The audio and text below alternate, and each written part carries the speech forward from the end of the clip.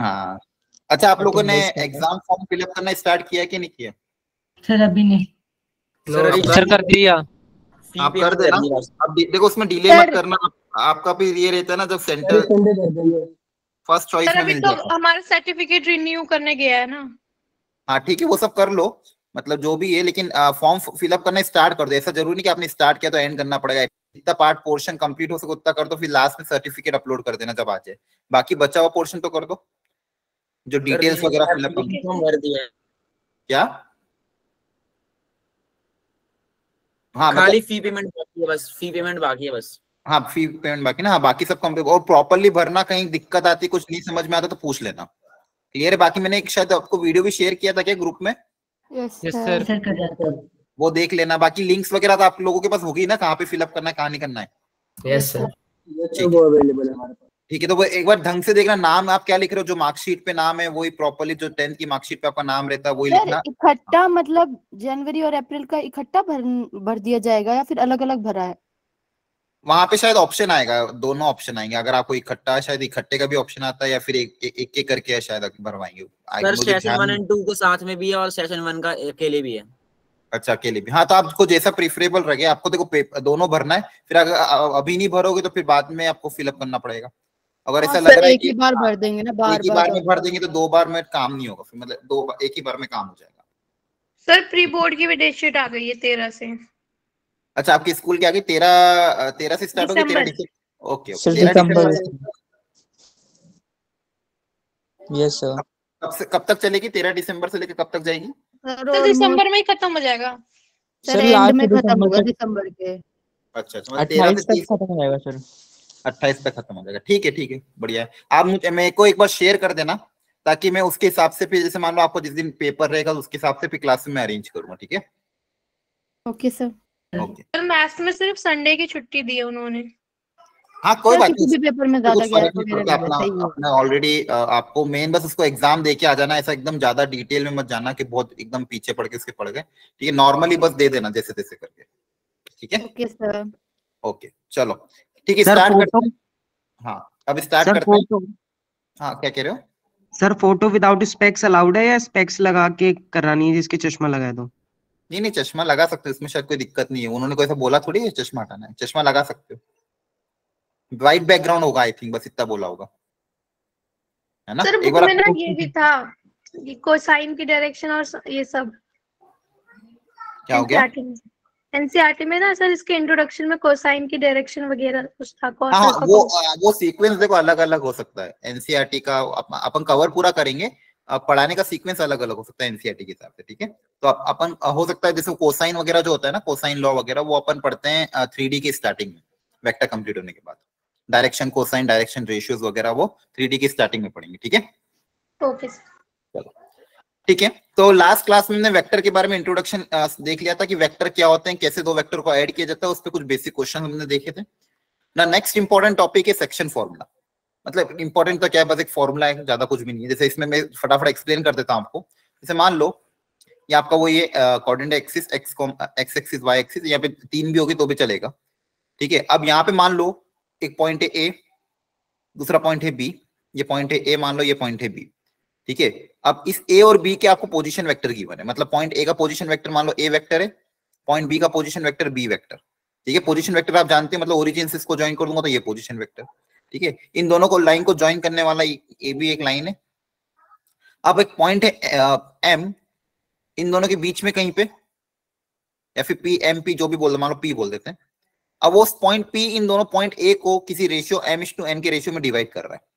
Internally m/n के ratio में क्या कर रहा है, डिवाइड कर रहा है। इस पॉइंट पी का पोजीशन वेक्टर क्या होगा ये मुझे पता करना है। टारगेट क्या है, इस पॉइंट पी का पोजीशन वेक्टर क्या होगा ये मुझे पता करना है। आपको गिवन क्या है, ए का पोजीशन वेक्टर गिवन है ए वेक्टर, है ना। बी का पोजीशन वेक्टर है बी वेक्टर, और आपको इस पॉइंट पी का पोजीशन वेक्टर निकालना है। ठीक है, मतलब ये सेकंड फॉर्मूला है। हाँ ओपी वेक्टर, पी वेक्टर का पोजीशन वेक्टर निकालना है। बेसिकली ओपी वेक्टर पता करना है, तो इसके लिए आप अप्लाई क्या करोगे, सेक्शन फॉर्मूला, जैसा वहां पे हमने पढ़ा था। ठीक है, तो इसको मैं एक लाइन पे बना देता हूँ।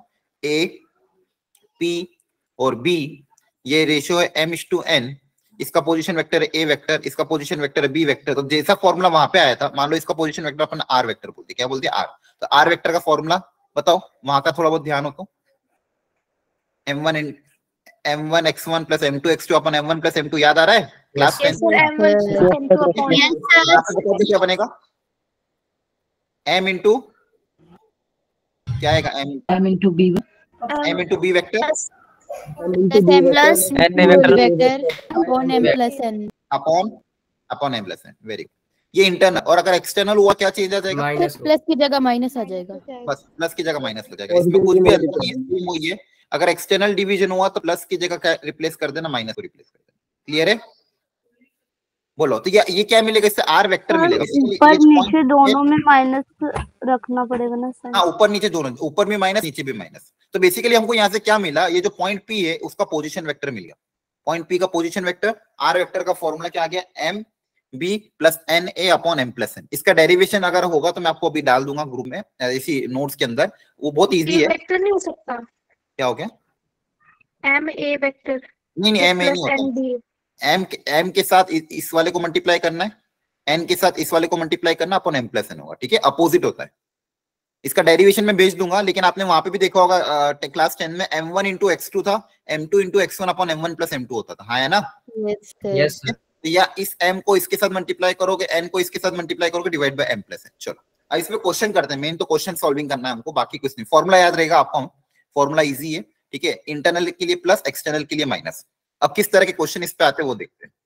अच्छा डेरिवेशन भी दिया हुआ, देखो कर लेना घर पे जाके। क्लियर है? एक्सटर्नल इंटरनल पूरा डेरिवेशन दिया हुआ है। अब देखो ध्यान से, यहाँ पे क्वेश्चन है, A vector and B vector are the, if A and B are the position vector of point A and B and C is a point on AB produced such that AC equal to thrice of AB, then find the position vector of C। ध्यान से question को पढ़ो, diagram बनाओ और देखो क्या answer आ रहा है। अच्छे से ट्राई करो, सब लोग ट्राई कर लो।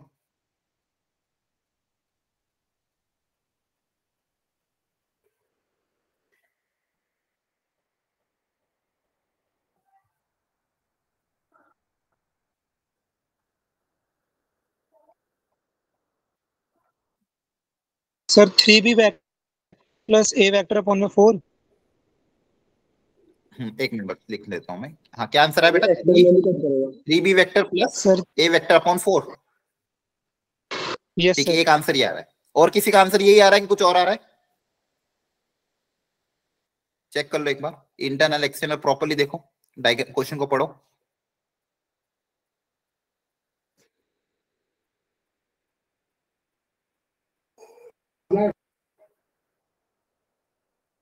हाँ बताओ। A and B are the position. हाँ कुछ कह रहे हो? मेरे को माइनस लग रहा है उसमें। माइनस आ रहा है। A B produce such that A C is equal to thrice of A B. जो ए सी की लेंथ है वो ए बी का थ्राइस है। तो अगर सी को यहाँ रखूंगा तो वो तो पॉसिबल नहीं है। तो ए सी की लेंथ ज्यादा है ना ए बी से, है ना? देख पा रहे हो? मतलब पॉइंट सी यहाँ पे होगा, कहीं आगे होगा। ठीक है, मतलब यहाँ पे ये बोला कि अगर मान लो ए बी की लेंथ को अपन एक्स बोलते हैं, क्या बोलते हैं? एक्स। ठीक है, तो ए सी की लेंथ कितनी हो जाएगी? 3x हो जाएगी, है ना? एसी की लेंथ कितनी हो जाएगी? 3x। तो यहाँ पे इंटरनल डिवीजन है कि एक्सटर्नल डिवीजन? हाँ ये एक्सटर्नल डिवीजन है। Very good. ये कौन सा डिवीजन है? External division. तो यहाँ पे आप देखो ए से सी और अच्छा अपन देखो m is to n जो रहते हैं वो सी पॉइंट का दोनों से डिस्टेंस लेते हैं। तो देखो सी से ए का डिस्टेंस तो 3x है, सी से बी का डिस्टेंस क्या होगा? सर 2x हो जाएगा। Very good. तो यहाँ पे m is to n जो रेशियो होगा वो कितना आएगा बच्चों? 1:2। पहले सी का ए के साथ देखो कितना 3x है ना, और फिर सी का बी के साथ रेशियो कितना है? 2x है। तो ये रेशियो कितना आएगा? 3:2 आएगा। आ रहा है समझ में?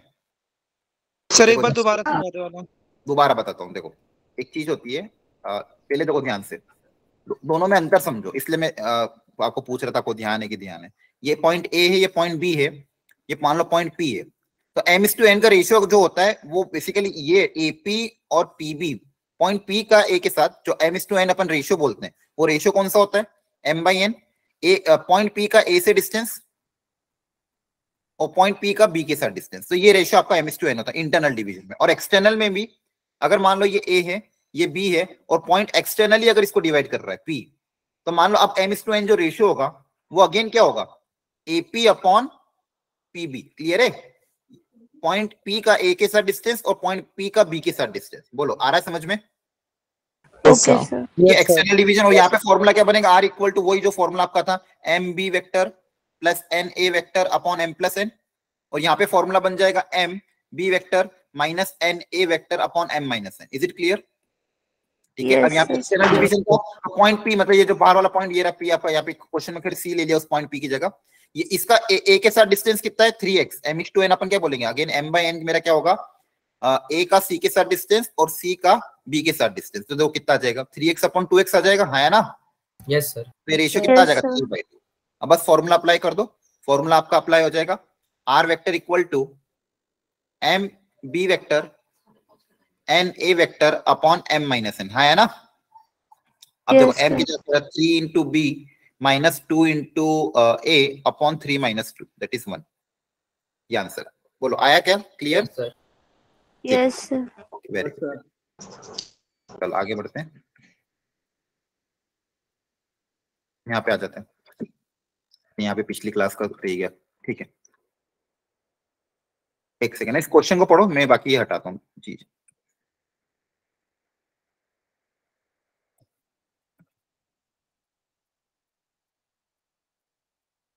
क्वेश्चन को ध्यान से पढ़ो और मोस्ट इंपॉर्टेंट क्वेश्चन है, प्रॉपर्ली इसको इंपॉर्टेंट मार्क करके अपनी कॉपी में ट्राई करना है।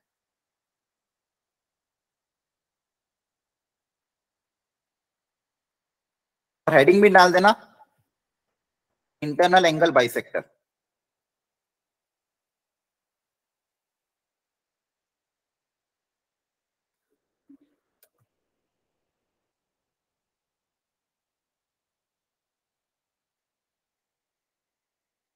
लो ध्यान से, डायग्राम बनाओ एक बार इसका। तो थोड़ा सा आप सोचो, क्या इसका कोई तरीका आपको ध्यान है? कैसे करेंगे? तो ये तो रेडिएशन भी अलग से।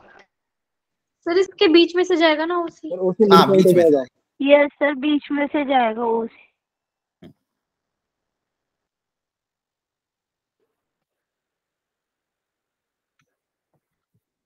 सर सी ए बी में लाइट कर रहा है, तो हम सर मतलब ऐसे कर सकते हैं कि ओ पहले तो ओ ए वेक्टर बना ले ओरिजिन से, और फिर ओ बी, हाँ फिर इंटरनली MH2n के रेशियो में, फिर सी का MH2n में थोड़ा मतलब कोऑर्डिनेट फाइंड कर ले। हाँ। अब देखो यहाँ पे इसका पहले डायग्राम बनाओ सब लोग। ओ ए दिया है, ओ बी दिया है, find a vector O C bisecting angle this C lies on A B. मतलब एक तरह का ट्राइंगल है। Yes sir. है ना? एक तरह का क्या है? ट्राइंगल टाइप है। उसमें मान लो एक पॉइंट है ओ, एक पॉइंट है ए, एक पॉइंट है बी। बोला है ओ ए वेक्टर दिया हुआ है आपको। ओ ए वेक्टर क्या? I cap plus 3j cap minus 2k cap. O B vector आपको दिया हुआ है 6i cap plus 2j cap minus 4 cap, हाँ है ना? बोला find a vector OC bisecting angle A O B. तो इस एंगल को बाइसेक्ट करने वाला एक वेक्टर है, इस एंगल को बाइसेक्ट करने वाला एक वेक्टर जो पॉइंट सी है वो ए बी पे लाई कर रहा है। वो पॉइंट सी कहां पे लाई कर रहा है? ए बी पे। तो इस ओसी वेक्टर को आपको फाइंड आउट करना है। आ रहा है समझ में? जो इन दोनों का बेसिकली ये क्या इंटरनल एंगल बाइसेक्टर है। अब दिमाग लगाओ क्या कॉन्सेप्ट अपनाएंगे। दोनों का रिजल्ट मुझे ये बताओ, आपको एक बचपन में प्रॉपर्टी सिखाई जाती है। सर मिड पॉइंट थ्योरम तो नहीं लग रहा? नहीं मिड पॉइंट एंगल बाइसेक्टर थोड़ी मिड पॉइंट होता, मीडियन होता तो मिड पॉइंट होता। मुझे ये बताओ, ये ट्राइंगल अगर मान लो एबीसी, इस ट्राइंगल का मान लो ये है कोई एंगल बाइसेक्टर। क्या है? Angle bisector. तो एंगल बाइसेक्टर भी इन दोनों साइड्स को किसी रेशियो में डिवाइड करता था। किसी को पता वो रेशियो क्या होता था? 1:1 1:2 रेशियो। अरे कुछ भी रैंडम, कोई रेशियो थोड़ी होता था। देखो सुनो, इसकी जो साइड्स की लेंथ है, मान लो ये लेंथ है आपकी a सेंटीमीटर, ये लेंथ है मान लो b के अपोर्ट b सेंटीमीटर या फिर कुछ b यूनिट्स, और ये लेंथ है मान लो पाइथागोरस वाले लगेगा कुछ नहीं पाइथागोरस कुछ भी नहीं लगेगा। आपको शायद ध्यान नहीं है, ये आता था। ठीक है मैं सिखा देता हूँ। कोऑर्डिनेट ज्योमेट्री में भी इसको यूज करते थे, और दूसरा पहले 10th वगैरह लेवल पे भी ये आता था। तो देखो ध्यान से याद रखना, अगर कोई ट्राइंगल है, कैसा भी ट्राइंगल हो, अगर उसका ये एंगल बाइसेक्टर है, क्या है ये? Angle bisector. ध्यान सुनना, ये एंगल बाइसेक्टर वाली लाइन है। तो एंगल बाइसेक्टर वाली लाइन जो होगी वो इस पॉइंट पे इसको, ये जो बची हुई साइड्स है इनके रेशियो में डिवाइड करेगी। मतलब ये रेशियो हो जाएगा C/B। मतलब ये जो साइड की लेंथ होगी ना उसी रेशियो में क्या करेगी, डिवाइड करेगी। ये याद रखना, प्रॉपर्टी होती है एंगल बाइसेक्टर। सर ये क्या प्रॉपर्टी होती है कि अगर एंगल बाइसेक्टर है, सर तो यही रेशो हो जाएगा। अरे पर वो तो चलो ठीक है, वो तो सॉल्व कर लेंगे। ये प्रॉपर्टी समझ में आई, पहले ये बोलो। यस सर ये कॉन्ग्रुएंसी से निकाली गई है क्या प्रॉपर्टी? हाँ हाँ, ये कॉन्ग्रुएंट मतलब इसके अलग अलग तरीके निकालने के, पहले ये आपको पता होना चाहिए। क्लास 9th में भी आता था और ट्राइंगल्स में भी जब पढ़ाया जाता तब भी आता था। इसको लिख लो अगर ध्यान नहीं हो तो, ठीक है। यहाँ तक समझ में आ गया? तो मुझे ये बताओ, अब ये रेशियो कैसे निकालेंगे? Sir magnitude of vectors. ये तो वही हो जाएगा ना। इसका मैग्नीट्यूड निकालना पड़ेगा। तो इसका मैग्नीट्यूड कितना आ जाएगा? अंडर रूट ऑफ, बताओ। Under root of 14। 14। Very good. और इसका मैग्नीट्यूड कितना आ जाएगा? 56। अब पता करो सी का आंसर कितना है। अब आपको रेशियो आ जाएगा। सर 1:4, 1:4। हाँ, रेशियो कितना आ जाएगा ये देखो। तो ये ब्रेक होगा क्या?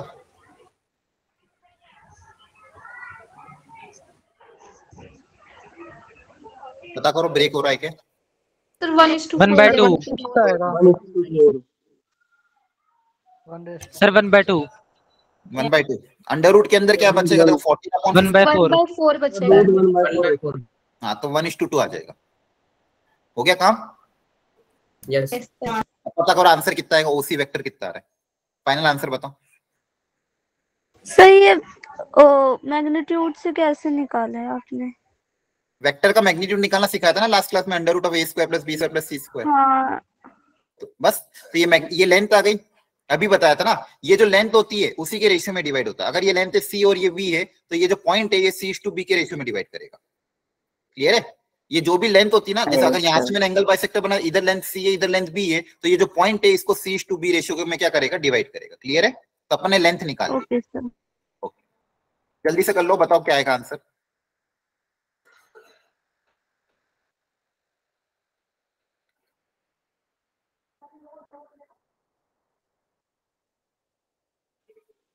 Sir 8i cap plus 8j cap minus 8k cap. 8i cap plus 8j cap minus 8k cap. Okay.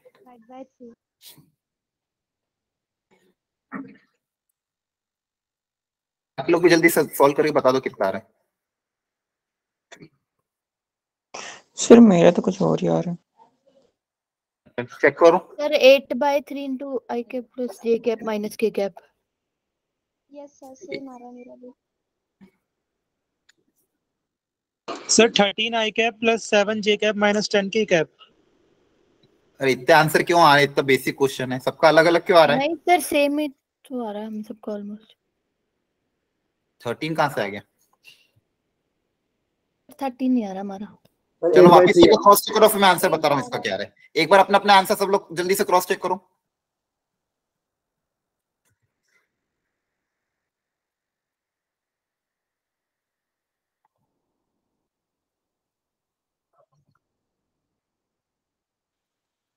Sir 8/3 आएगा।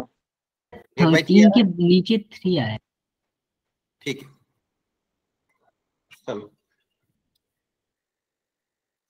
यस सर, आ गया। आ गया? आ गया yes sir. Sir. 8/3 i cap plus j cap minus k cap. Yes sir. ठीक है, very good. कोई कुछ कह रहा है क्या? हाँ, एकता बोलो, कुछ डाउट है आपको? सर एक बार वापस से बता दो क्वेश्चन। ठीक है, एक मिनट। देखो, पहली तो ये प्रॉपर्टी होती है, जल्दी से सुन लेना, कि ये इंटरनल एंगल जो बाइसेक्टर होता है वो जहां पे भी ट्राइंगल के अपोजिट साइड पे इंटरसेक्ट करता है वो इसको इस साइड की लेंथ के रेशियो में डिवाइड करता है। मतलब यहाँ पे अगर ये लेंथ है c, ये लेंथ है b, तो c/b के रेशियो में क्या करेगा, डिवाइड करेगा। क्लियर है? ठीक है, पहली चीज तो ये थी कि इसको इस साइड्स के रेशियो में क्या करेगा, डिवाइड करेगा। उसके बाद हमने क्या बोला कि हमने क्या करा, ये लेंथ पता कर ली। क्या पता कर ली? कि ये लेंथ कितनी होगी। तो ये लेंथ पता करने के लिए मैग्नीट्यूड का फॉर्मूला अप्लाई करते हैं, under root of a square plus b square plus c square. यहाँ पे भी under root of a square plus b square plus c square. तो यहाँ से ये लेंथ आ गई, इन दोनों का रेशियो लिया तो रेशियो मेरे पास 1:2 आ गया। आपको बस वो फॉर्मूला अप्लाई करना है, ma vector plus nb vector upon m plus n, जहाँ पे ये आपका इसको a वेक्टर मान लेना, इसको b वेक्टर मान लेना। क्लियर है? Okay sir. ठीक है, इसका सॉल्यूशन भी मैंने यहाँ दे रखा है, घर पे एक बार देख लेना। कोई डाउट यहाँ तक किसी को? No sir. No sir. No sir. Now next topic है अपना कोलिनियरिटी एंड कोप्लानरिटी। अब कोलिनियरिटी में भी कोप्लेनैरिटी तो मतलब उसमें भी है ना 11 चैप्टर में। हाँ आगे भी आएगा, पढ़ेंगे उसमें भी। पढ़ो अभी फिलहाल इस पे तो ध्यान दो। यहाँ पे कोलिनियरिटी एंड कोप्लानरिटी पढ़ना है। क्लियर है सबको? देखो ध्यान से अभी, ठीक है, बीच में ब्रेक कर देता, अब आगे आएगा कोई बात नहीं, ठीक है। अब कोलिनियरिटी जो है उसमें देखो, सबसे पहले तो हमको ये देखना है कि सबसे पहले 3 पॉइंट के बारे में। जनरली सबसे पहले हम क्या देखते हैं? 3 पॉइंट। तो अगर 3 पॉइंट को मुझे कोलिनियर प्रूव करना है तो बहुत आसान तरीका है 3 पॉइंट्स को कोलिनियर प्रूव करने का, वो हमको पहले सोचना है। देखो ध्यान से, अगर 3 पॉइंट है, मान लो point A, point B, point C, ठीक है, ये 3 पॉइंट है और मान लो इनके कुछ भी पोजीशन, कोई पॉइंट 3 है, इन 3 पॉइंट के आपको वेक्टर फॉर्मेट में ये गिवन है। अब इन 3 पॉइंट को मुझे कोलिनियर प्रूव करना है। कोलिनियर का मतलब क्या हो जाएगा? बोलो। Same line. सेम एक ही लाइन में लाई करें, तो ये मुझे कोलिनियर प्रूव करना है, ठीक है। तो और इनके मान लो वेक्टर, ये वेक्टर ए है, ये वेक्टर बी है, ये वेक्टर सी है, ठीक है। अब इन 3 पॉइंट को अगर कोलिनियर प्रूव करना तो एक अच्छा तरीका क्या है, आप ये कर लो कि अगर मैं ये बोल दूं कि ए बी वेक्टर, और या तो ए बी ले लो या बी सी ले लो या कोई भी 2 वेक्टर ले लो, इन 3 पॉइंट से कितने वेक्टर बनेंगे? 2 वेक्टर। कोई भी 2 वेक्टर अपन ले सकते हैं, ए बी, बी सी या फिर ए सी। मान लो एक वेक्टर ए बी ले लिया, दूसरा वेक्टर मैंने ए सी ले लिया, तो आप अगर ए बी और ए सी को कोलिनियर प्रूव कर दो या फिर पैरेलल प्रूव कर दो, ठीक है, तो ए बी और ए सी को अगर मैंने ये प्रूव कर दिया कि ये कोलिनियर पैरेलल है, तो मैं ये प्रूव कर दूंगा कि तीनों पॉइंट ए बी सी कैसे हो जाएंगे? मेरे कोलिनियर हो जाएंगे। क्या हो जाएंगे? एक ही लाइन में लाई करेंगे। तो बेसिकली मैं क्या करूंगा, 3 पॉइंट से 2 वेक्टर बना लेंगे अपन, कोई भी 2 वेक्टर ए बी या ए सी, और ये 2 वेक्टर अगर मेरे पैरेलल या कोलिनियर मैंने प्रूव कर दिए तो मेरा ये पॉइंट प्रूव हो जाएगा कि ए बी सी जो तीनों पॉइंट है कैसे हो जाएंगे? कोलिनियर हो जाएंगे। अब लास्ट क्लास में मैंने आपको एक कॉन्सेप्ट सिखाया था कि 2 वेक्टर को पैरेलल अगर बोलते हैं तो उसमें आपस में क्या रिलेशन होता है? याद है किसी को? अगर मैं बोलूंगा A vector and B vector are parallel या फिर कोलिनियर, तो लैम्डा टाइम्स होता है। हाँ वेरी गुड, लैम्डा टाइम्स। एक वेक्टर को मैं दूसरे के लैम्डा टाइम्स लिख सकता हूँ, है ना? Yes sir. ये कॉन्सेप्ट हमने सीखा था। तो यहाँ पे अगर मुझे ये प्रूव करना है कि भाई बेसिकली ये बोलना है कि ए बी और ए सी आपस में कोलिनियर है, कोप्लेनर है, तो हम क्या बोल देंगे? A B equal to lambda times A C, A B equal to lambda times A C. ये हम कंडीशन क्या कर देंगे? अप्लाई कर देंगे। क्लियर हो रहा है? ठीक है। अगर 3 पॉइंट कोलिनियर है, मतलब 3 पॉइंट से बनने वाले जो कोई भी 2 वेक्टर अगर आपस में पैरेलल कोलिनियर होंगे, मतलब तीनों पॉइंट्स भी क्या हो जाएंगे? कोलिनियर। तो कंडीशन क्या आ जाएगी? A B vector equal to lambda times A C vector. क्या ये समझ में आ रही है? Yes sir. ये आपका थोड़ा सा कोलिनियरिटी का कॉन्सेप्ट। अब देखो ये सबसे आसान तरीका, सबसे अच्छा तरीका हो रहा है, ठीक है। एक तरीका ये, और एक और एक थ्योरम आती है, उस थ्योरम का बस आपको रिजल्ट ध्यान रखना। कभी कभी क्वेश्चन उससे क्वेश्चन मतलब बेसिकली उसका रिजल्ट हमको कहीं यूज नहीं करना, लेकिन वो रिजल्ट कभी कभी क्वेश्चन में यूज होगा, तो आपको उससे घबराना नहीं। तो वो एक थ्योरम आगे मैं बताऊंगा, मतलब बेसिकली 3 पॉइंट को कोलिनियर प्रूव करने का एक और तरीका होता है, ठीक है। उस थ्योरम का रिजल्ट हमें ध्यान रखना है, अभी आगे जाके हम देखेंगे। लेकिन अगर मान लो तरीका क्वेश्चन को सॉल्व करना है तो हम ये तरीका अपनाएंगे, क्या कि उन 3 पॉइंट से बनने वाले 2 वेक्टर निकाल लेंगे कोई भी, और A B equal to lambda times A C कर देंगे। क्या ये सबको बात समझ में आ रही है? ठीक है। अब इस पे देखो ध्यान से, ये यहाँ पे मैंने लिख दिया है, आप देख लेना घर जाके, ठीक है। अब एक क्वेश्चन है, पढ़ो एक बार क्वेश्चन को।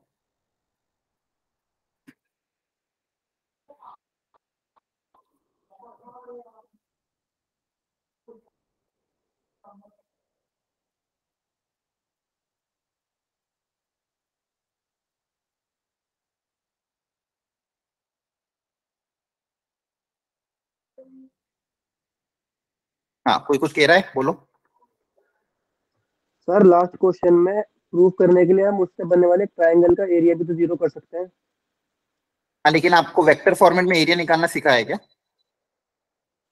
नो सर, डिटरमिनेंट में सिखाए थे। हाँ, अभी वेक्टर में है ना, अपन अपने कोऑर्डिनेट्स नहीं डील कर रहे हैं, वो भी आप कर सकते हो, ठीक है। लेकिन अपन लास्ट क्लास में एक सिंपल अच्छा तरीका देखा था ना, A B equal to lambda A C. आप एरिया निकालोगे तो एरिया से तो और लेंथी जाएगा क्वेश्चन, और एरिया निकालोगे कैसे? हाँ है ना? Yes sir. बोलो। Yes sir. क्लियर है? जिसने डाउट पूछा था उसको क्लियर है? Yes sir. ठीक है। अब देखो यहाँ पे क्वेश्चन काफी अच्छा है, इसी एक क्वेश्चन की मदद से हम एक दो में बहुत अच्छे इंपॉर्टेंट कॉन्सेप्ट भी हम सीखेंगे और कुछ अच्छे इंपॉर्टेंट रिजल्ट भी सीखेंगे। इसको क्वेश्चन को ध्यान से पढ़ो। यहाँ पे बोला कि A vector B vector C vector are 3 vector of which every pair is non collinear. इस लाइन का मतलब समझो सबसे पहले सब लोग। सर ये तीनों एक लाइन में लाइन नहीं करते, अलग अलग लाइन में एक एवरी पेयर मतलब बेसिकली मैं ये बोल सकता हूँ कोई भी दो अगर आप लोग ए बी लो या ए सी लो, बी लो या सी लो या ए लो या सी लो, ये आपस में कैसे हैं? Non collinear. समझ में आ रहा है? आपस में कैसे हैं? Non collinear. नॉन कोलिनियर समझते हो ना, पैरेलल नहीं है, एक ऐसा होगा दूसरा ऐसा होगा। पैरेलल। समझ में आ रहा है? बेसिकली एवरी पेयर मतलब इनमें से कोई भी दो अगर आपस में उठाएंगे वो आपस में क्या है? Non collinear. क्या बात समझ में आती है? Yes sir. यस। अब आगे पढ़ते हैं। आगे क्या बोला? If A vector plus B vector and B vector plus C vector are collinear with C and A, मतलब ए प्लस बी जो है वो किसके साथ कोलिनियर है? लैम्डा टाइम्स सी है। अरे मैं जो पूछ रहा हूँ वो तो बोल ही नहीं रहे हो। ए प्लस बी किसके साथ कोलिनियर है? C vector. और बी प्लस सी किसके साथ कोलिनियर है? ये कंडीशन हमको क्वेश्चन में गिवन है और पूछा है find the value of a vector plus B vector plus C vector. It's मतलब बहुत अच्छा कॉन्सेप्चुअल क्वेश्चन है। इसमें ये एक्चुअली इलस्ट्रेशन में हर बार लिया जाता है जब भी ये पढ़ाया जाए, तो इसमें आप दो तीन चीजें सीखोगे। तो पहली चीज हमें यहाँ पे एक कंडीशन गिवन है कि ए वेक्टर बी वेक्टर आपस में नॉन कोलिनियर है, ये कोई भी दो पेयर आपस में क्या है? Non collinear. ठीक है। अब दूसरी चीज हमें बोली गई कि A plus B vector are collinear with C vector. तो इसका मतलब बताओ क्या है? ए प्लस बी जो है इस कोलिनियर विथ सी, तो यहाँ से हम क्या रिलेशन डेवलप कर सकते हैं? A plus B is equal to lambda times C vector। Very good. A plus B vector जो होगा वो कितना हो जाएगा? लैम्डा टाइम्स सी वेक्टर हो जाएगा। ये बात सबको समझ में आती है क्या? Yes sir. ठीक है, वेरी गुड। पहली कंडीशन। अब सेकंड कंडीशन क्या है कि B plus C collinear with A. अच्छा, जिसको मैं यहाँ पे समझाया जा रहा हूँ, अगर जिसको लगता है खुद से ट्राई करना चाहे तो अपने एंड पे ट्राई करते रहना, और जिसको नहीं समझ में आया वो एक बार ध्यान से समझना इसको। ठीक है। दूसरी कंडीशन क्या है? B plus C collinear with A. तो बी हम बताओ यहाँ पे क्या लिखे? Second condition. अब लैम्डा यहाँ यूज कर लेते हैं, कोई और कांस्टेंट यूज कर लेते हैं। हाँ सर, म्यू टाइम्स कांस्टेंट अलग अलग हो सकता है ना, है ना? यस। ये दो इक्वेशन मेरे पास आ गई, given equation number 1, equation number 2। अब मुझे डेवलप करना है कि a प्लस बी प्लस सी क्या होगा, और ये मेरे पास कंडीशन गिवन है। ठीक है, यहाँ तक समझ में आया आपको? Yes sir. अब दिमाग लगाना है, क्या करें? सर बी को एलिमिनेट कर सकते हैं। ये दोनों को माइनस करके देख लेते हैं। ठीक है, अगर दोनों को माइनस करोगे, तो बी भी कट जाएगा। यहाँ से क्या आपके पास आएगा? A vector minus C vector equal to lambda times C vector minus mu times A vector. हाँ है ना? Yes sir. इसके बाद क्या करूं? इसके बाद मतलब अब तीन इक्वेशन हो गए, अब इन्हें कंपेयर करके निकाल सकते हैं। नहीं, कंपेयर कब नहीं करते मैं सीखूंगा। अब देखो इसके बाद क्या करेंगे? ए वेक्टर को ए वेक्टर के साथ कलेक्ट करो, सी को सी के साथ कलेक्ट करो। तो यहाँ से देखो आपके पास क्या आएगा? A vector plus mu times A vector equal to lambda C vector plus C vector. Clear है? तो यहां से देखो अगर आप ए वेक्टर कॉमन ले लोगे तो क्या आएगा? 1 plus mu into a vector equal to 1 plus lambda times C vector. यहां तक समझ में आया? Yes sir. Yes sir. अब यहाँ से क्या डेवलप हुई है कि ए वेक्टर बेसिकली यहां से मैं इस तरह से बोलूं कि ए वेक्टर जो है वो सी वेक्टर और एक कोई कांस्टेंट है के, ये दोनों कोई कांस्टेंट, इन दोनों का डिवाइड भी कांस्टेंट होगा। हाँ है ना? Yes sir. अगर ऐसी कंडीशन आ रही है, इसका मतलब हम तो ये बोलेंगे अगर ऐसा आ रहा है इसका मतलब ए और सी को कैसा होना चाहिए? सर कोलिनियर होना चाहिए। कोलिनियर होना चाहिए, कोलिनियर होना चाहिए। पर क्वेश्चन में क्या बोला गया है? Non collinear. अगर नॉन कोलिनियर तो देखो बेसिकली ये रिलेशन कब ट्रू होगा? जब ए और सी कोलिनियर हो। लेकिन अगर नॉन कोलिनियर, इसका मतलब ये इक्वल कब होंगे? जब इन दोनों को क्या होना पड़ेगा? फिर जीरो। इन दोनों को क्या होना पड़ेगा? जीरो। अब देखो ये कॉन्सेप्ट इंपॉर्टेंट है, मैं वापस समझा रहा हूँ, ध्यान से सुनना। जिसको नहीं समझ में वापस एक बार और सुनना। ठीक है, 1 मिनट रुको। कहने का मतलब ये है, 1 सेकेंड। जैसे मान लो अगर मैं बोलता हूँ A vector and B vector are collinear. Are क्या है? कोलिनियर। तो हमने ये सीखा था अगर दो वेक्टर कोलिनियर है तो मैं लिख सकता हूँ A vector equal to lambda times B vector. हाँ है ना? लैम्डा या कोई कांस्टेंट की। ठीक है। अब ये लैम्डा तो कुछ भी हो सकता है, या फिर ऐसा लिखो, या फिर कोई कभी कभी मान लो ऐसा लिख दो x times A vector equal to y times B vector for some scalar x and y. हाँ है ना? क्लियर है? Yes, sir. कांस्टेंट है ना, तो कांस्टेंट को तो हम इधर लाओ या इधर रखो, कहाँ पे भी कुछ फर्क नहीं पड़ता, लेकिन ये कब वैलिड है? जब कोलिनियर है। लेकिन अगर मैं ये बोल रहा हूं कि if A and B are not parallel या फिर नॉट कोलिनियर, और आपको ऐसा कोई रिलेशन दिया है x A vector equal to Y B vector, collinear नहीं है फिर भी अगर इक्वल है, तो ये तभी पॉसिबल होगा जब एक्स और वाई दोनों कैसे हों?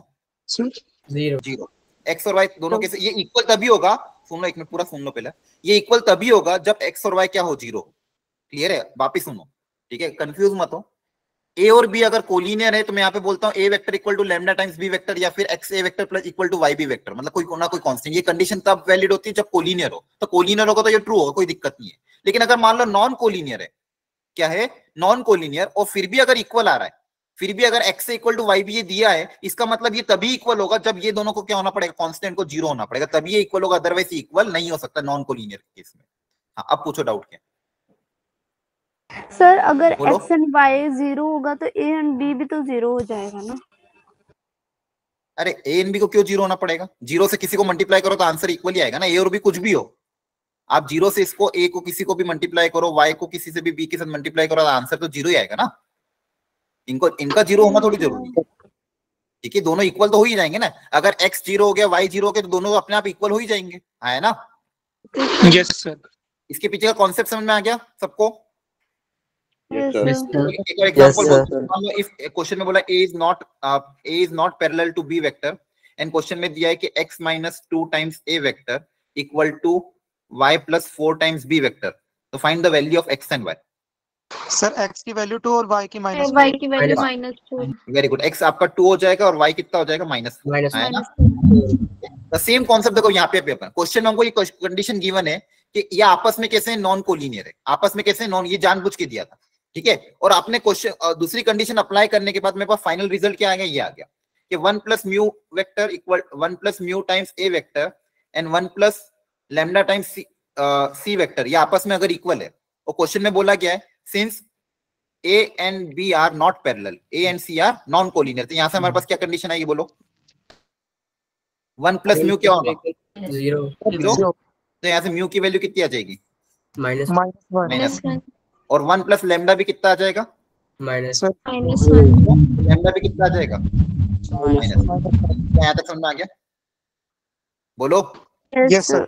अब वैल्यू पुट अप कर दो। अब किसी भी एक इक्वेशन में लैम्डा और म्यू की वैल्यू रखोगे, देखो ध्यान से, a vector plus b vector lambda times c है, लैम्डा कितना? -1 टाइम्स c वेक्टर, ये -1 उधर जाके प्लस हो जाएगा। Yes, sir. a plus b plus c Yes, का sir. वैल्यू कितना आ जाएगा? Null vector, zero vector. Sir zero vector. आया समझ में? Yes, sir. बोलो। Yes, sir. ठीक है, तो मेन इंपॉर्टेंट देखो यहाँ पे क्वेश्चन में सबसे ज्यादा इंपॉर्टेंट चीज ये थी, ये थ्योरम। इसको ध्यान से देख लो फटाफट, एक बार और देख लो, सुन लो रिजल्ट। अगर ए और बी कोलिनियर है तो एक वेक्टर को मैं लैम्डा टाइम्स लिख सकता हूँ, या एक्स ए प्लस वाई बी लिख सकता हूँ, या फिर इसका वैसे भी लिख सकते हो, x A vector plus Y B vector equal to zero, इस तरह से भी लिख सकते हो। ये प्लस इधर जाके माइनस बना दो, ठीक है? मतलब बेसिकली एक को मैं दूसरे का स्केलर मल्टीपल लिख सकता हूँ। लेकिन अगर बोल रहा है नॉन कोलिनियर फिर भी अगर इक्वल आ रहा है या फिर इसमें आपस में कोई रिलेशन आ रहा है, तो ये तभी पॉसिबल होगा जब एक्स और वाई कांस्टेंट क्या हो? जीरो हो। एक्स और वाई कांस्टेंट क्या हो? जीरो। की बात सबको समझ में आती है? यस। ठीक है, इसको लिखो आप पहले अपनी। Yes sir. एक बार अच्छे से देख लो, इस एक क्वेश्चन और इस पे हम करेंगे, ठीक है? आगे बढ़ते हैं, ठीक है? घर पे इसको एक बार और रीट्राई कर लेना। अगला क्वेश्चन देखो, 2011 में आया था ये। बोला गया A B C vector are 3 non zero vectors and pairwise non collinear. Again वही चीज है, आया ना? मतलब कोई भी दो वेक्टर आपस में कैसे हैं? Non collinear. कोई भी दो वेक्टर आपस में कैसे नॉन कोलिनियर, और क्या है? Non zero. देखो नॉन जीरो भी यहाँ पे बोल रहा है, यहाँ पे भी बोला था कि इन्होंने, यहाँ पे बोला नहीं लेकिन यहाँ पे बोल देना चाहिए था नॉन जीरो, ठीक है? क्लियर? अब देखो यहाँ पे कंडीशन क्या गिवन है? a plus 3 is collinear with c and this is collinear with a, find the value of this. चलो सब लोग ट्राई करो, कर रहे हो? Yes sir. Yes, sir. एक कॉन्सेप्ट अप्लाई।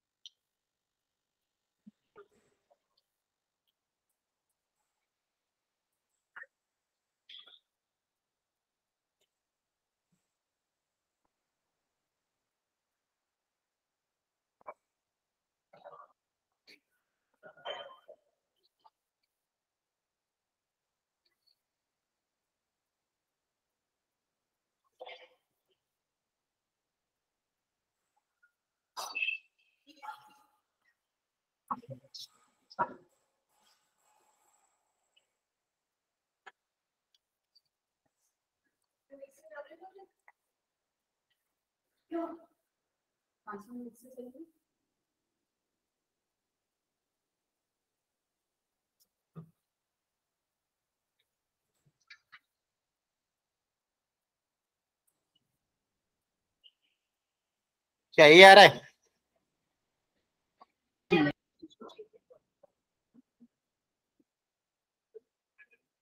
सर 0 0 आ रहा है, ठीक है।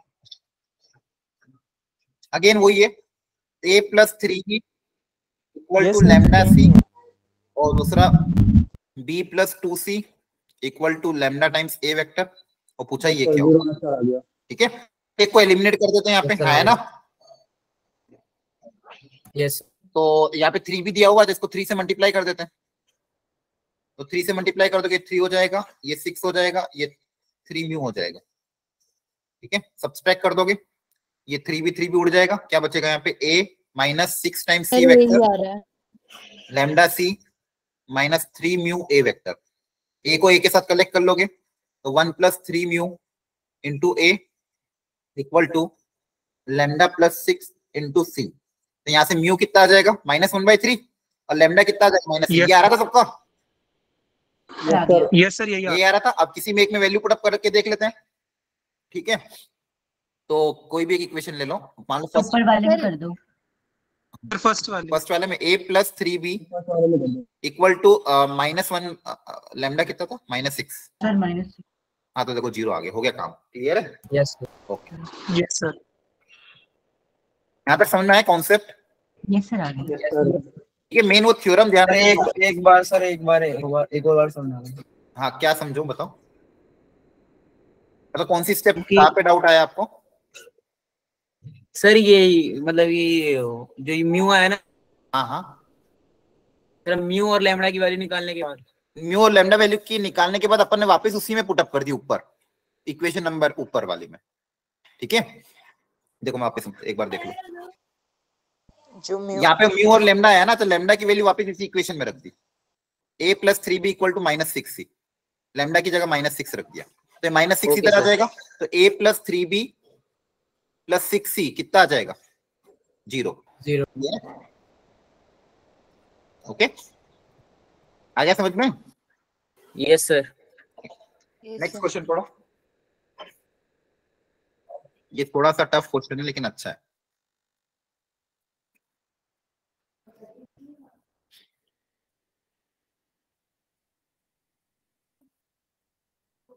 अच्छा, उसके पहले एक चीज, मैं आपको जो रिजल्ट बताने वाला था वो रह गया। 1 मिनट, मैं आपको बता रहा था ना, एक तरीका और होता है। ठीक है, ये देखो पढ़ो एक बार, कि अगर 3 पॉइंट्स को मुझे कोलिनियर प्रूव करना है, 3 पॉइंट्स को मुझे क्या प्रूव करना है? कोलिनियर। ए वेक्टर, बी वेक्टर और सी वेक्टर है। एक तो अपन ने देख लिया A B equal to lambda times C कर दो आप। ठीक है, उससे एक रिलेशन और डेवलप होता है। ठीक है, एक को यहीं पे समझा देता हूँ, 1 मिनट। अब पहले पढ़ो, तब तक मैं एक नया पेज ले लेता हूँ।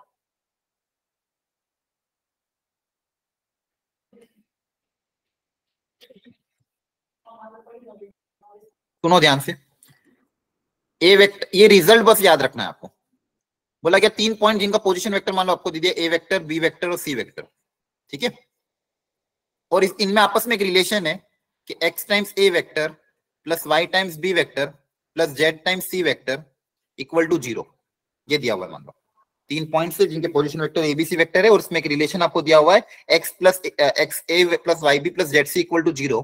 और आपको अगर ये बोला गया है कि if A B C are collinear, A B C are collinear, तो यहां से एक कंडीशन आएगी कि ये जो कोफिशिएंट है इनका सम आपका कितना होगा? 0।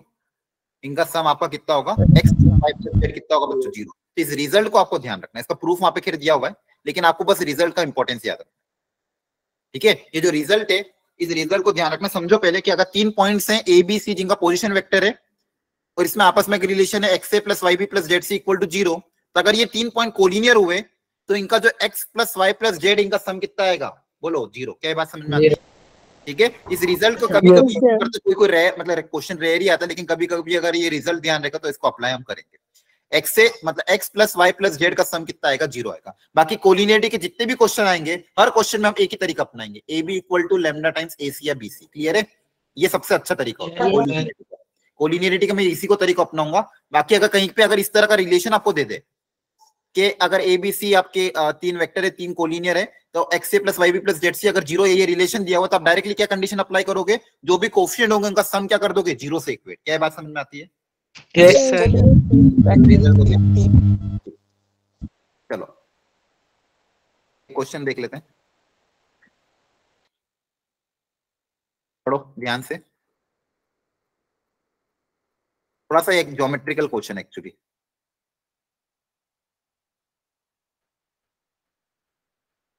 डायग्राम बनाओ एक बार खुद से।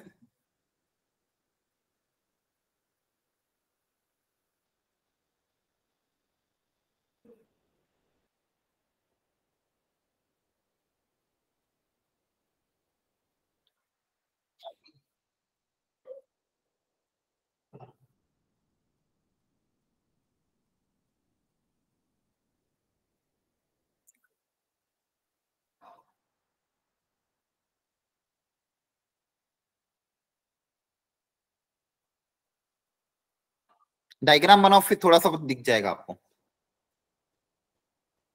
सर सेक्शन फॉर्मूला यूज होगा यहाँ पे भी? सेक्शन नहीं, हाँ सेक्शन फॉर्मूला भी यूज होगा, बिल्कुल हाँ सेक्शन फॉर्मूला भी यूज होगा। और ये जो अभी थ्योरम मैंने आपको सीखा ये लास्ट में ये भी यूज होगी, मतलब दोनों का मर्जर है ये। सेक्शन फॉर्मूला भी यूज होगा और कोलिनियरिटी की वो कंडीशन भी यूज होगी। अच्छा क्वेश्चन, एक बार ट्राई करो फिर सिखाता हूँ मैं आपको।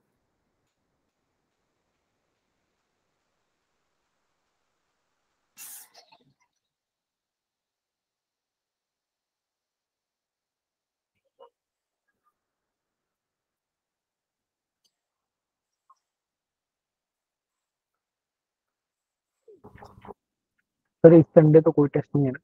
हाँ इस संडे कोई टेस्ट नहीं है। डायग्राम बना एक बार सब लोग। ट्रांसवर्सल साइड मतलब उसकी दोनों एडजेसेंट साइड।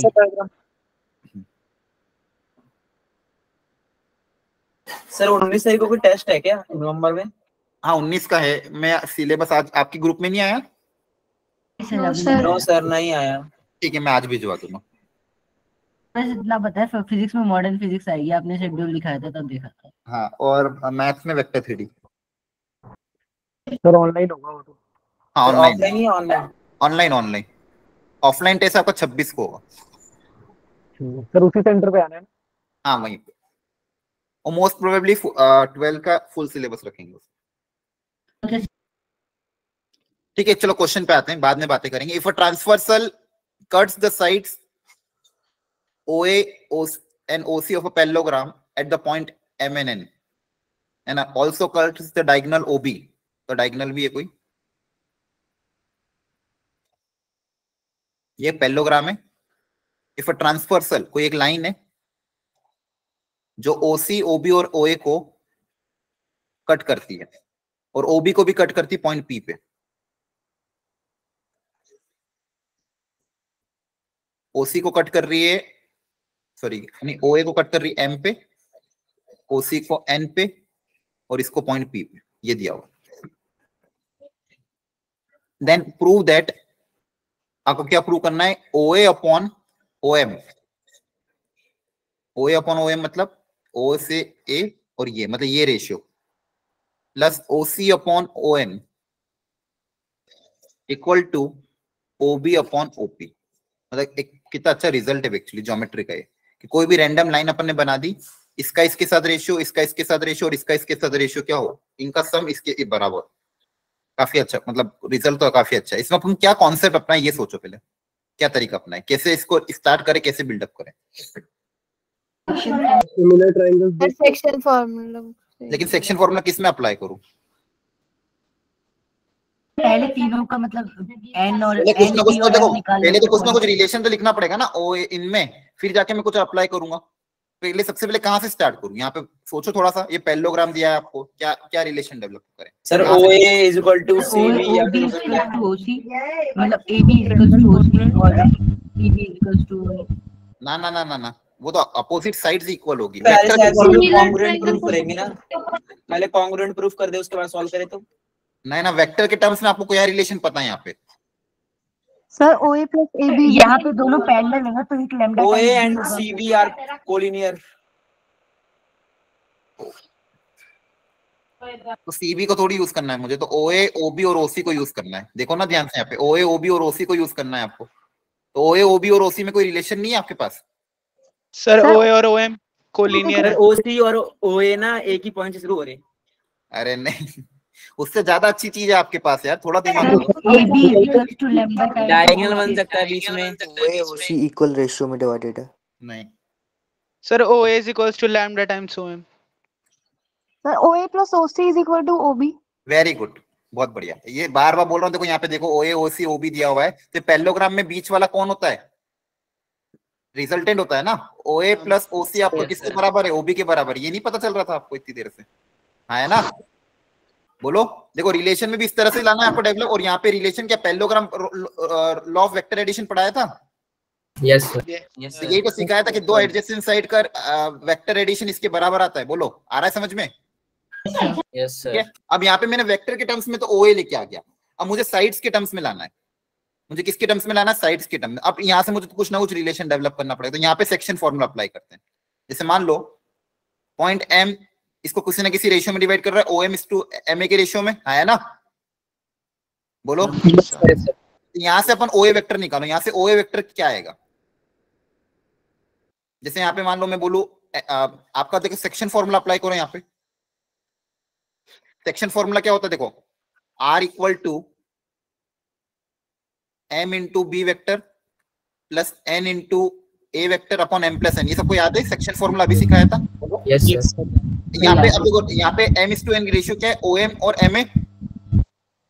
Yes sir. ये पॉइंट M जो इनको इस रेशियो में डिवाइड कर रहा है। या फिर आप एक ये भी सोच सकते हो, OA अगर निकालना है तो इसको एक्सटर्नल मान लो।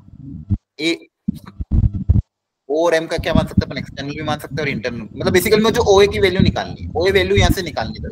OA निकालो आप, OM और OA के टर्म्स, लेंथ के टर्म्स करो ट्राई। OA वेक्टर को लिखो किसी न किसी रेशियो के फॉर्म में।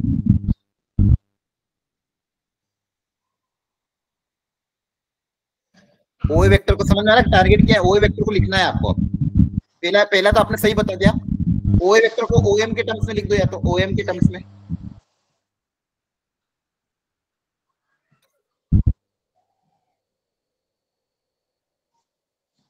एक देखो यहाँ पे 3 वेक्टर है, एक तो 0 वेक्टर, एक आपका OA वेक्टर, और ये वेक्टर कौन सा है? OM वेक्टर, हाँ है ना? Yes sir. अब इनमें सेक्शन फॉर्मूला अप्लाई करो, ये कह रहा हूँ। और देखो वहां से OA वेक्टर कितना आ रहा है। आपको समझ में आ रहा है क्या बोल रहा हूँ मैं? सर वही कर रहे हैं। OMA, आपके पास ये 3 पॉइंट एक लाइन में दिए हुए हैं। O का पोजीशन वेक्टर क्या है? 0 आज वेक्टर, अपना माइक ऑफ कर दे भाई। ठीक है। A का पोजीशन वेक्टर क्या है? OA vector. और M का पोजीशन वेक्टर क्या है? OM vector. तो यहाँ पे सेक्शन फॉर्मूला अप्लाई करके मुझे OA वेक्टर निकाल के दिखाओ, क्योंकि इसको मुझे यहाँ यूज करना है। तो आप ही तरीका अपनाओ। और रेशियो जो है M/N, उसकी जगह आप चाहे तो OM अपॉन MA यूज कर लो, या फिर एक्सटर्नल डिवीजन के हिसाब से देख लो।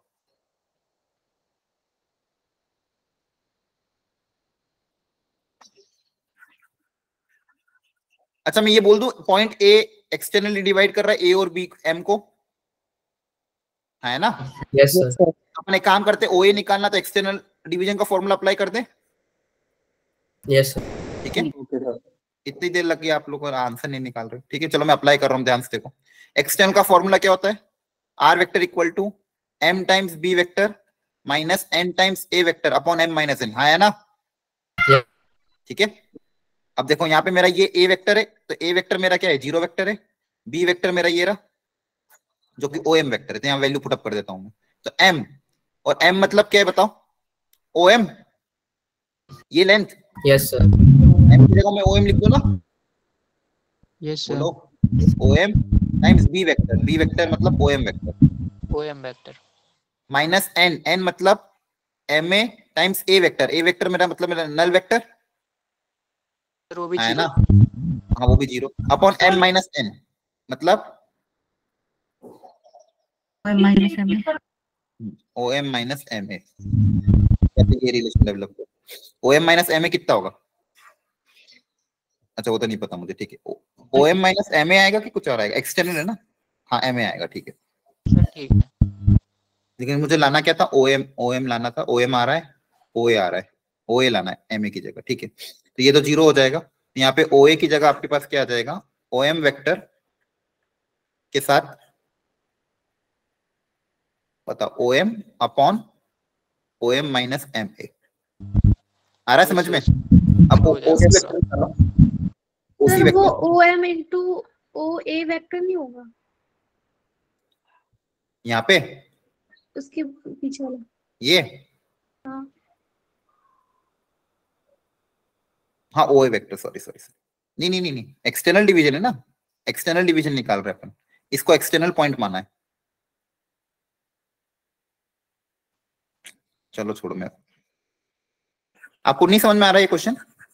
नहीं सर। No sir. ठीक है कोई बात नहीं, वापस समझ जाते हैं। यहाँ तक समझ में आ गया क्वेश्चन का डायग्राम वगैरह? डायग्राम तो आ गया उसके ये बाद। पहली कंडीशन अप्लाई करी, ये आई समझ में? यस सर, यहाँ तक है। ठीक है, अब मुझे निकालना है ओए वेक्टर। तो ओए वेक्टर निकालने के लिए मैंने आपको बोला था, तो ओए वेक्टर निकालने के लिए सेक्शन फॉर्मूला अप्लाई करो, ये कहा। वो पिछले वाला सेक्शन फॉर्मूला मतलब जब अप्लाई किया था, जब उसको इंटरनल डिवीजन ही माना था, तब मेरा ओए आया था, लेकिन मतलब सर उतना अच्छा नहीं लग रहा था, इसलिए बोला नहीं। ठीक है, इंटरनल डिवीजन से अच्छे से नहीं आ रहा था क्या? नहीं आया तो है, बता देता हूँ सर। ओ ए वेक्टर बराबर O M into 1 plus M N by M, और एन जो था वो मतलब वो ए एम, और एम जो ओ था ठीक है, ओ एम एम। छोड़ो मैं लिखा लेता हूँ, समझ नहीं आ रहा आप क्या कह रहे हो। ओ एम ए, ये 3 पॉइंट है आपके पास, ठीक है। आपको ओ ए वेक्टर पता करना था, तो खैर इसको अपन ऐसे भी निकाल सकते हैं, ये एक ही लाइन में है ना, आया ना, ठीक है। तो बताओ क्या लिखूं? एक ही लाइन में तो देखो इनकी लेंथ भी पता था, डायरेक्ट भी निकाल सकते थे, दिमाग भी नहीं लगाना था। इनमें आपस में रिलेशन पता तो क्या होगा? ओ वेक्टर ओ एम के टर्म्स में बताओ क्या आएगा? Sir lambda time of O M लिख देंगे। लैम्डा टाइम्स ओम, और लैम्डा कितना होगा? 2 लैम्डा 2 मतलब m is 2 है।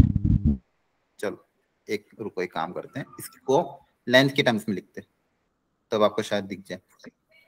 मान लो ये लेंथ है आपकी x, लैम्डा एक मिनट रुको, ये लेंथ है मान लो y। अच्छा मुझे ये बताओ, दोनों का डायरेक्शन तो सेम है?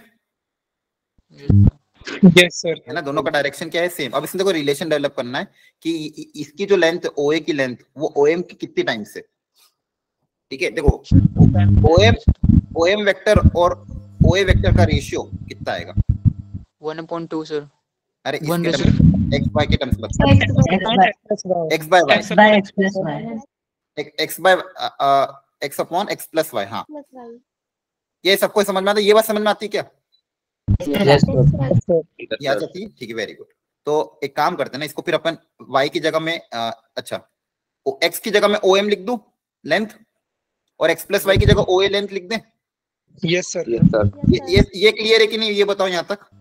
Sir yes sir. अच्छा यहाँ पे मुझे बता दो, ओ ए वेक्टर आ जाएगा, यहाँ से ओ ए वेक्टर कितना आ जाएगा?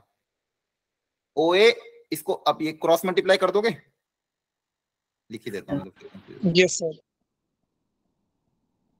यहाँ तक समझ में आया?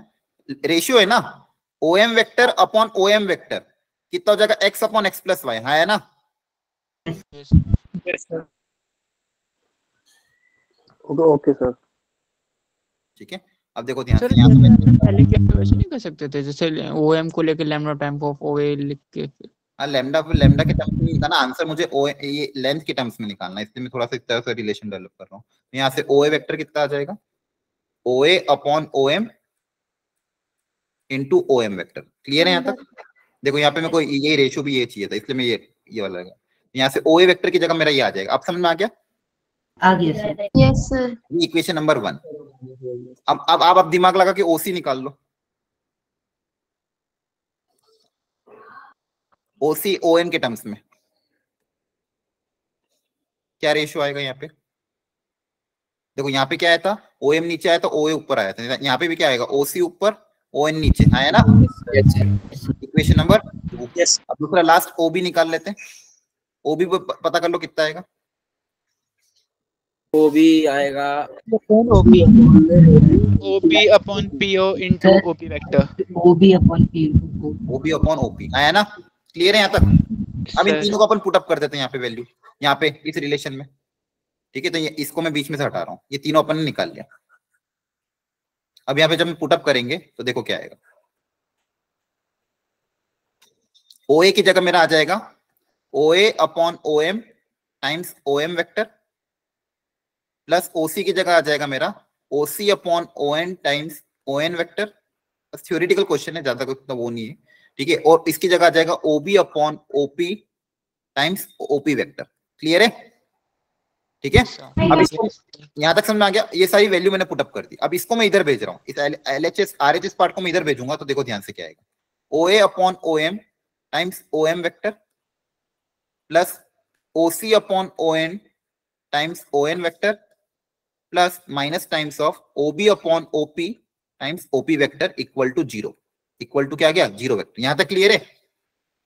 Yes sir. अब यहाँ पे कौन सा रिलेशन, स्केलर वाली सर, हाँ पिछली थ्योरम यूज कर ले। अब देखो ध्यान से, ये तो 3 पॉइंट है, क्या ये कोलिनियर है?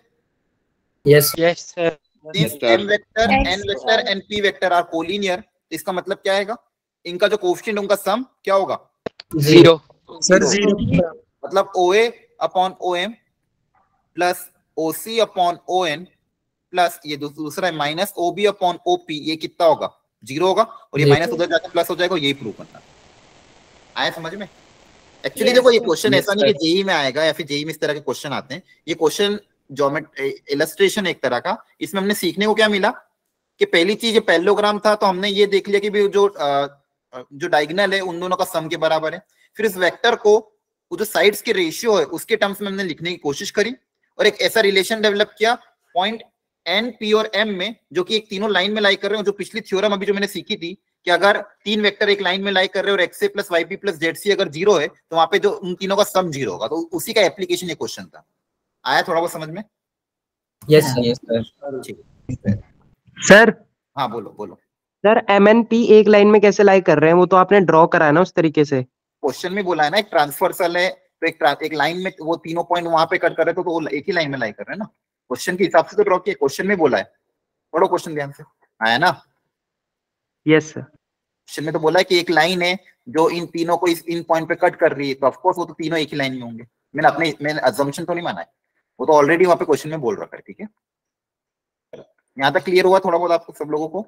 यस सर क्लियर हो गया। सर अब क्लियर है। अब क्लियर है, बहुत बढ़िया। अब देखो एक कोप्लेनरिटी की भी कंडीशन देखो। अब ये कोलिनियरिटी का लगभग अपन ने देखा है। अब एक होता है कोप्लेनरिटी।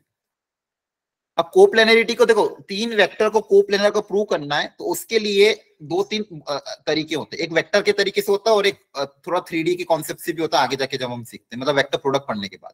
आपको याद है किसी को कोई मतलब थोड़ा बहुत अगर किसी ने स्कूल में पढ़ रखा हो तो? सर ट्रिपल प्रोडक्ट उनका 0 आता है। हाँ वेरी गुड। जैसे अगर मान लो 3 वेक्टर है, 3 वेक्टर कोप्लेनर। कोप्लेनर का मतलब क्या होता है? एक प्लेन में लाई करे। प्लेन समझते हो ना आपका कागज, कागज हो गया, बोर्ड हो गया, कोई दीवार हो गई, ये क्या होता है? प्लेन होता है।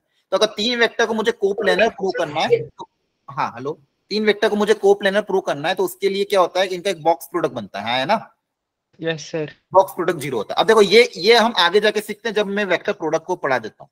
और यहाँ पे भी एक वेक्टर में थ्योरम आती है कि 3 वेक्टर को कोप्लेनर प्रूव करने के लिए।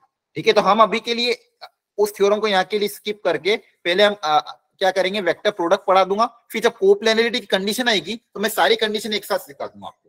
तो उसमें क्या होगा कि आपको जो सही ज्यादा सही लगती है, आपको जो आसान कंडीशन लगती है वो आप तरीका अपना लेना। बात समझ में आ रही है? एक तो क्या है कि मैं आपको पूरा कोप्लेनरिटी समझाऊं और उसकी वेक्टर वाली कंडीशन डेवलप करूं। उसके बाद हम वेक्टर प्रोडक्ट पढ़ें और वेक्टर प्रोडक्ट करने के बाद वापस से मैं आपको इसका एप्लीकेशन दिखाऊं। देखो अगर बॉक्स प्रोडक्ट 0 होगा तो तीनों वेक्टर कैसे होंगे? कोप्लेनर होंगे। आया ना? सर आप ट्रिपल प्रोडक्ट पढ़ाओगे? ट्रिपल प्रोडक्ट का बेसिक हम देखेंगे, मतलब पता होना चाहिए, ज्यादा कोई बड़ी चीज नहीं देखेंगे। ठीक है, ताकि कहीं पे यूज हुआ तो आपको पता होना चाहिए। ट्रिपल प्रोडक्ट का हल्का बहुत बेसिक देखेंगे, ज्यादा डिटेल में नहीं देखेंगे, और हल्का एप्लीकेशन। क्लियर है? Yes yes. अच्छा मुझे ये बताओ एक बात कि 2 वेक्टर को कोप्लेनर कैसे प्रूव करें? सर अगर 2 वेक्टर का क्रॉस प्रोडक्ट करते हैं और उसके बाद उसका साथ वाले के साथ डॉट प्रोडक्ट करते हैं तो 0 आ जाएगा। नहीं, थोड़ा और सोचो। 2 वेक्टर को कोप्लेनर कैसे प्रूव? तो प्लेन में ही होंगे ना सर? Very good. हाँ, वो कभी करने की जरूरत ही नहीं है क्योंकि कोई भी 2 वेक्टर हमेशा कोप्लेनर होंगे। क्या बात सही? अब आप लोग विजुअलाइज करो, मैं ये बोल रहा हूँ Yes, sir. दो वेक्टर हमेशा कोप्लेनरी होंगे। दो वेक्टर कैसे भी हो वो, उनको आप देखो, आपको लास्ट क्लास में मैंने एक चीज सिखाई थी कि वेक्टर को हम पैरेलली डिस्प्लेस कर सकते हैं, हाँ है ना? याद आ रहा है? तो वेक्टर को अगर मैं पैरेलली डिस्प्लेस कर सकता हूँ तो मैं कैसे भी करके इन दोनों वेक्टर को प्लेन में तो लेके आ ही सकता हूँ। Yes sir. अब आप इन्हें खुद से एक बार ट्राई करना, अपने हाथ में दो पेन ले लेना, दो पेन अलग अलग डायरेक्शन में लेना, अब उसको पैरेलली डिस्प्लेस करना इस तरह से ताकि वो एक सेम प्लेन में आ जाए। आ जाएंगे? Yes sir. Yes, sir. है ना? तो हमेशा ये ध्यान रखना, दो वेक्टर को कभी भी कोप्लेनरिटी की कंडीशन नहीं है कि दो vector, two vector are always coplanar, हाँ है ना? Yes sir. ठीक है, तो कभी भी कोप्लेनरिटी के बारे में हम सोचेंगे तो तीन वेक्टर या तीन से ज्यादा चार वेक्टर के बारे में सोचेंगे, दो वेक्टर के बारे में हमको नहीं सोचना है। क्लियर है यहाँ तक? Yes sir. अच्छा, आपने फिजिक्स में क्रॉस प्रोडक्ट पढ़ रखा है क्या? फिजिक्स में yes sir. Yes, sir. Very good. फिर तो थोड़ा बहुत एक और अपन रिलेशन में, क्या ए क्रॉस बी का फॉर्मूला याद है क्या किसी को? Vector product A B sine फिर एन कैप भी होता था। एन कैप इंपॉर्टेंट है क्योंकि वेक्टर प्रोडक्ट है, तो ये तो इसका मैग्नीट्यूड होगी, ये क्या हो गया इसका डायरेक्शन, डायरेक्शन है ना? ये आपका क्या हो गया magnitude, A B sine theta इसका क्या हो गया मैग्नीट्यूड, एन कैप इसका क्या हो गया डायरेक्शन। ये एन कैप होता क्या है? Direction of the cross product. हाँ, कहाँ पे आता है? जैसे मान लो ये A sir right hand thumb rule लगाते हैं, ये बी वेक्टर है, दोनों के परपेंडिकुलर आएंगे। परपेंडिकुलर दोनों दो, अगर मान लो ये ए वेक्टर है बी वेक्टर है, इसको मान लो एक प्लेन में मैंने बिठा दिया, क्या बिठा दिया? एक प्लेन के अंदर, मतलब ये ए वेक्टर ये बी वेक्टर मान लो एक पेज पे लाई कर रहा है, तो जो नॉर्मल वेक्टर होगा वो एक ऐसा वेक्टर होगा जो इस प्लेन के क्या होगा परपेंडिकुलर। इस प्लेन की क्या होगा परपेंडिकुलर। क्लियर है? Yes, sir. ठीक है। अगर मैं ये बोलता हूँ कि ए और बी मान लो नॉन जीरो वेक्टर है, ए और बी कैसे मान लो नॉन जीरो वेक्टर है, और इनका क्रॉस प्रोडक्ट अगर जीरो आ रहा है, क्या आ रहा है? जीरो आ रहा है, तो इसका मतलब क्या क्या क्या कंडीशन हो सकती है? सर दोनों कोलिनियर होंगे दोनों वेक्टर्स। दोनों वेक्टर कैसे होंगे? कोलिनियर। क्यों? क्योंकि देखो ए और बी तो जीरो नहीं है, साइन थीटा जीरो होगा, Yes, sir. है ना? और साइन थीटा जीरो मतलब थीटा की वैल्यू कितनी होगी? या तो जीरो या तो पाई 180 डिग्री, और जीरो पाई मतलब कैसे हो जाएंगे? कोलिनियर। तो कोलिनियर के लिए एक और कंडीशन हमने क्या सीखी? एक तो हमने अभी देखा ए और बी अगर कोलिनियर है, A vector and B vector अगर कोलिनियर, तो A vector equal to lambda times B vector, है ना? और दूसरा उनका क्रॉस प्रोडक्ट भी कितना आएगा? जीरो। आ रहा है समझ में? Yes sir. ठीक है, ये मतलब बेसिकली ये वेक्टर के एप्लीकेशन से हम एक तरीके से यूनिट वेक्टर ही है। हाँ, एन कैप एक यूनिट वेक्टर, आपको मैंने बताया था यूनिट वेक्टर डायरेक्शन डिनोट करता है, तो एक ऐसा वेक्टर जो ए और बी के प्लेन की क्या हो परपेंडिकुलर हो, मतलब बेसिकली ए क्रॉस बी। मैं अगली क्लास में सिखाऊंगा वेक्टर प्रोडक्ट, जब हम पढ़ेंगे डिटेल में प्रॉपर्ली। दो तरह के प्रोडक्ट होते हैं, एक होता है स्केलर प्रोडक्ट, एक होता है वेक्टर प्रोडक्ट। स्केलर प्रोडक्ट मतलब ए डॉट बी जिसका आंसर स्केलर आता है, एक होता है वेक्टर प्रोडक्ट जिसका आंसर क्या आता है? एक वेक्टर आता है। तो ए क्रॉस बी जब हम करते हैं उसका मैग्नीट्यूड होता है ए बी साइन थीटा, और जो वेक्टर उसका डायरेक्शन होता है वो ए और बी के प्लेन की क्या होता है? परपेंडिकुलर होता है। क्लियर है? मतलब जो आपको आंसर मिलेगा वो एक ऐसा वेक्टर मिलेगा जो ए के भी परपेंडिकुलर है और बी के भी परपेंडिकुलर है ना? Yes sir. ठीक है। अब देखो आपका जो अगला कॉन्सेप्ट है कोप्लेनरिटी का और vector triple product, sorry vector product का, ठीक है, वो हमको सीखना है। और दूसरे के अलावा कंडीशंस डेवलप करनी है कि क्या क्या वो होता है। तो मैं अभी वो जो कोप्लेनरिटी की वो थोड़ा मैं स्किप कर रहा हूँ, अभी अपन वेक्टर प्रोडक्ट सिखा के फिर मैं वापस इस टॉपिक पे आऊंगा। क्लियर है? अभी के लिए मैं अपन इसको अपन पेंडिंग रख रहे हैं, ये अपन वेक्टर प्रोडक्ट पढ़ने के बाद वापस उस टॉपिक आते हैं। तो वेक्टर प्रोडक्ट अब तक अपन ने एडिशन देख लिया था कि कैसे दो वेक्टर का एडिशन करना है, अब सोचना प्रोडक्ट के बारे में। तो प्रोडक्ट करने के लिए दो मेथड बताए गए हैं, एक होता है हमारा स्केलर प्रोडक्ट और दूसरा होता है वेक्टर प्रोडक्ट, और दोनों का अच्छा ज्योमेट्रिकल इंटरप्रिटेशन होता है, वो भी मैं आपको सिखा दूंगा कि इनका इंटरप्रिटेशन क्या होता है, इससे आंसर जो आता है वो क्या सिग्निफाइज करता है। तो स्केलर प्रोडक्ट आपको पता है, अगर ए वेक्टर है बी वेक्टर है तो स्केलर प्रोडक्ट मतलब इसका आंसर क्या आएगा? स्केलर प्रोडक्ट इसको एक नाम से और जानते हैं अपन डॉट प्रोडक्ट, एक नाम से जानते हैं डॉट प्रोडक्ट। तो यहाँ पे बीच में हम डॉट लगा देते हैं, इसलिए इसको बोलते हैं ए डॉट बी, और इसका फॉर्मूला जो आपका आता है वो आता है ए बी cos थीटा। अच्छा मुझे बताओ इसका क्या सिग्निफिकेंस होता है, ये ज्योमेट्रिकली या फिर ये क्या डिनोट करता है? ए बी cos थीटा जो आंसर सर ये एक वेक्टर के ऊपर दूसरे वेक्टर की प्रोजेक्शन को डिपेंड होती है sir, projection. Very good, projection denote करता है। एक वेक्टर का दूसरे वेक्टर पे क्या डिनोट करता है? प्रोजेक्शन। बहुत बढ़िया, इसको अपन अच्छे से समझेंगे, नहीं तो एक बार आप एनसीईआरटी में जरूर देखना इसकी थ्योरी प्रॉपर्ली। लेकिन फॉर्मूला तो आप सबको याद है, a into b into cos theta, where theta is the angle between a vector and b vector, और थीटा मैंने आपको लास्ट क्लास में बताया था एंगल दो वेक्टर के बीच में निकालना मतलब दोनों की टेल के बीच में एंगल, है ना? Yes sir. ठीक है, तो अगर ये वेक्टर a ये वेक्टर b है तो दोनों की टेल के बीच में एंगल थीटा है, तो ये आपका थीटा हो जाएगा, तो a b cos थीटा। और एक होता है वेक्टर प्रोडक्ट। वेक्टर प्रोडक्ट मतलब जिसका आंसर क्या आएगा वेक्टर, तो इसको हम डिनोट करते हैं cross product, A cross B. इसका दूसरा नाम क्या है, क्रॉस प्रोडक्ट। तो ए क्रॉस बी का फॉर्मूला क्या बन जाएगा, A into B into sine theta, ये मैग्नीट्यूड हो जाएगा, और एन कैप इसका डायरेक्शन, एन कैप इसका क्या हो जाएगा डायरेक्शन, इंटू एन कैप। तो एन कैप में इसको क्या कर देंगे मल्टीप्लाई, बेसिकली ये एक यूनिट वेक्टर है, उसमें ये मैग्नीट्यूड मल्टीप्लाई हो जाएगा, तो आपके पास ये आ जाएगा। और ये क्या सिग्निफाइज कर देंगे आप, बेसिकली ये मान लो ए वेक्टर है मेरा, और कहीं पे मान लो बी वेक्टर है, तो इन दोनों का क्रॉस लेने पे मुझे क्या मिल रहा है, देखो दोनों के ऊपर परपेंडिकुलर एक वेक्टर, दोनों के परपेंडिकुलर, बेसिकली दोनों मतलब बेसिकली ये प्लेन में लाई करेंगे, उस प्लेन के परपेंडिकुलर जो वेक्टर होगा वो इसका डायरेक्शन हो जाएगा। ठीक है, मतलब अगर ये जो वेक्टर है ये मेरा ए से भी परपेंडिकुलर है और बी से भी परपेंडिकुलर, कहने का मतलब ए क्रॉस बी से जो आंसर आएगा it is perpendicular to A vector and also A cross B जो है is perpendicular to B vector. Clear है? Yes sir. ठीक है, तो स्केलर प्रोडक्ट डॉट प्रोडक्ट दोनों का मैग्नीट्यूड समझा। अच्छा, ये एक और फॉर्मूला, अगर आप जैसे मान लो ए वेक्टर आपको दिया हुआ है आई कैप जे के टर्म्स में, a1 आई कैप प्लस a2 जे कैप प्लस a3 के कैप। अच्छा मुझे चलो एक बेसिक चीज और बता दो, आई कैप डॉट आई कैप कितना होगा, 1 और 1 होगा, 1 होगा, 0 होगा, 1 होगा सर, 1 होगा, 1 होगा, दोनों का मैग्नीट्यूड 1 है, दोनों के बीच में एंगल 0 है, तो कितना हो जाएगा 1। I cap dot I cap, J cap dot J cap सब कितना होगा 1 होगा, और के कैप डॉट के कैप भी कितना होगा 1 आया ना। Yes sir. I dot J 0, ये 0 होगा, क्यों, क्योंकि दोनों के बीच में एंगल कितना है 90 डिग्री। यहाँ से हम एक चीज और बोल सकते हैं कि A vector dot B vector, अगर दोनों वेक्टर नॉन जीरो है, ए और बी अगर मान लो नॉन जीरो वेक्टर हो, दोनों का डॉट प्रोडक्ट अगर 0 आ रहा है, इसका मतलब दोनों परपेंडिकुलर परपेंडिकुलर। हाँ, तो ये भी आपने फिजिक्स में थोड़ा बहुत यूज किया होगा। कभी भी अगर दो वेक्टर को परपेंडिकुलर प्रूव करना है तो उनका डॉट प्रोडक्ट क्या प्रूव कर दो, 0 है ना। Yes sir. इसको दिमाग में एकदम छाप लेना, क्यों, क्योंकि अगर बेसिकली ए भी 0 नहीं, बी भी 0 नहीं, फिर भी अगर 0 मतलब cos थीटा 0, cos थीटा 0 कहाँ पे होता है, थीटा 90 डिग्री पे, तो दोनों के बीच में एंगल कितना हो जाएगा 90 डिग्री, हाँ है ना। इसमें किसी को डाउट हो तो प्लीज पूछ लेना, ठीक है। दूसरा क्रॉस प्रोडक्ट पे आते हैं, तो अगर मैं बोलूं आई क्रॉस आई क्या आएगा, 0 जीरो क्या, सर sin थीटा 0 हो जाएगा, 0 वेक्टर ऐसा बोलो। अच्छा, जीरो नहीं है, क्या बोलोगे, यहाँ पे 0 बोल सकते हो कि यहाँ पे आंसर स्केलर आता है, यहाँ पे क्या बोलोगे 0 वेक्टर है ना, क्योंकि आंसर क्या आना चाहिए, वेक्टर आना चाहिए। क्लियर है, क्योंकि यहाँ पे दोनों के बीच में एंगल 0 हो जाएगा, आ रहा है समझ में। Yes sir. I dot I cross के जे क्या होगा, सर के कैप। Very good. अब देखो अगेन यहाँ पे देखो आई और जे का जो क्रॉस प्रोडक्ट वेक्टर आएगा जो कि आई और जे से परपेंडिकुलर, तो एक्स और वाई एक्सिस के परपेंडिकुलर कौन सा होता है, जेड एक्सिस। क्लियर है सबको? Yes sir. ठीक है, चलो यस सर। तो एक और यहाँ पे वापस आ जाते हैं। ये ए वेक्टर है मान लो a1 आई कैप, a2 जे कैप, a3 के कैप। बी वेक्टर है मान लो आपका सेम b1 आई कैप प्लस b2 जे कैप प्लस b3 के कैप। तो a डॉट b कितना होगा sir, a1 b1 plus a2 b2 आई का आई के साथ, जे का जे के साथ और के का के साथ, और बाकी सारे क्या हो जाएंगे 0 हो जाएंगे। तो आंसर क्या आएगा a1 b1 plus a2 b2 plus a3 b3। क्या बात क्लियर है? इसमें डाउट हो तो पूछते रहना। No sir. ठीक है, ओके, तो ये आपका डॉट प्रोडक्ट आ जाएगा। ठीक है, अच्छा कम्युनिटी होता है a डॉट b निकालो, b डॉट e निकालो, सेम आएगा, यस है ना।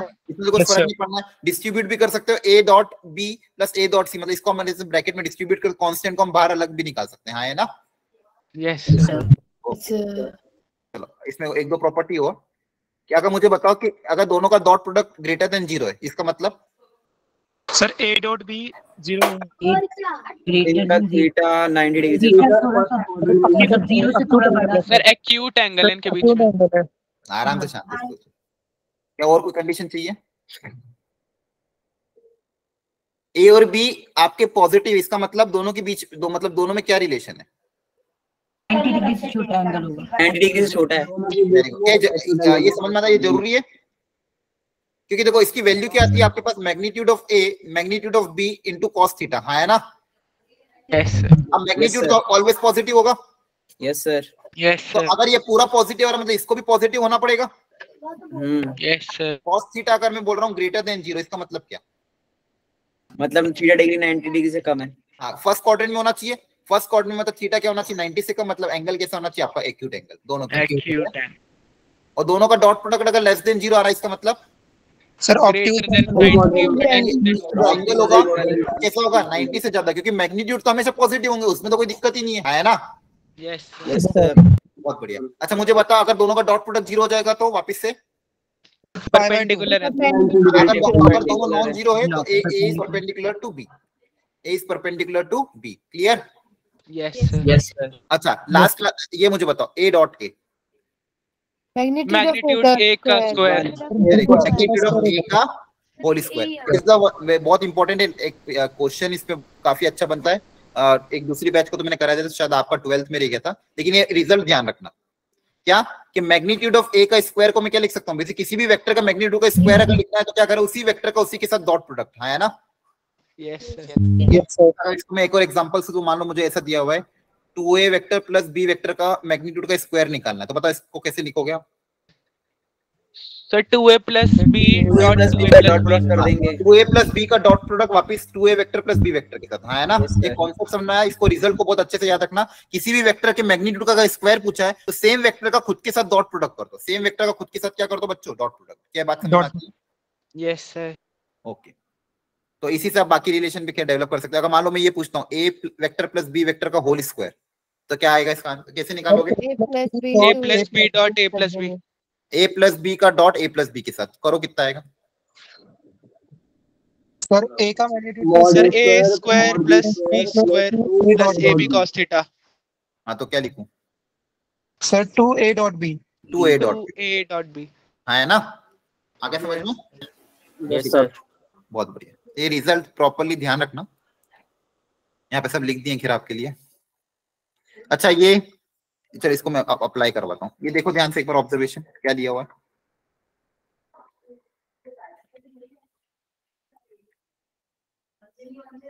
एक मिनट ना, अगला क्वेश्चन एक्चुअली पिछले एक और ए और बी सेम डायरेक्शन में ऊपर वाले में, और ए और बी नीचे वाले में अलग अलग डायरेक्शन में, अपोजिट डायरेक्शन में।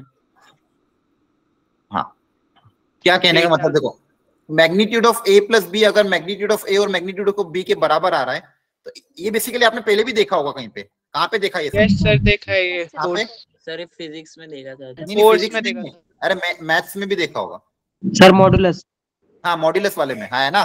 मॉड ए ऐसा कुछ देखते थे, mod A plus mod of X plus Y equal to mod X plus mod Y, ऐसा कब होता था याद आ रहा है? इसमें इनइक्वालिटी आती थी, कौन ज्यादा कौन ग्रेटर होता था, ये कि ये एलएचएस क्या आरएचएस? आरएचएस। आरएचएस वाला ग्रेटर देन इक्वल टू 0। अरे मॉड्यूलस वाली ट्रायंगुलर इनइक्वालिटी याद है? Yes mod of X plus mod of Y is always greater than equal to mod of X plus Y, है ना। और ये इक्वल कब होता था? ये इक्वल कब आता था? दोनों पॉजिटिव होता, जब दोनों पॉजिटिव होते थे, जब सेम हो चार्ज। हाँ बेसिकली दोनों क्या हो, पॉजिटिव हो, एक साइड लाई करे, तब जाके क्या। और सर जब दोनों नेगेटिव होंगे तब क्या? दोनों नेगेटिव, हाँ दोनों नेगेटिव होंगे तो भी चलेगा क्या? और सर जब नेगेटिव होता था तब भी होता। हाँ तब भी बेसिकली दोनों सेम साइड, मतलब या तो दोनों पॉजिटिव हो या दोनों नेगेटिव हो तो भी चलेगा। क्लियर है ना? Yes sir. अब यहाँ पे देखो बोला गया कि दो वेक्टर का रिजल्टेंट का जो मैग्नीट्यूड है वो इंडिविजुअल के बराबर है, तो ये कब पॉसिबल है? जब थीटा 0। हाँ दोनों क्या हो, पैरेलल। बेसिकली ए वेक्टर और बी वेक्टर कैसे हो, पैरेलल हो। क्योंकि अगर मान लो पैरेलल नहीं हुआ, फॉर एग्जांपल मैं अगर ऐसे बोलूं, मान लो ये ए वेक्टर बना दिया, ठीक है ध्यान से देखना, ये बी वेक्टर बना दिया, ठीक है। और ए वेक्टर प्लस बी वेक्टर क्या आएगा, इनका डायगोनल, ठीक है। अब ये डायगोनल समझ में आ रहा है यहाँ तक?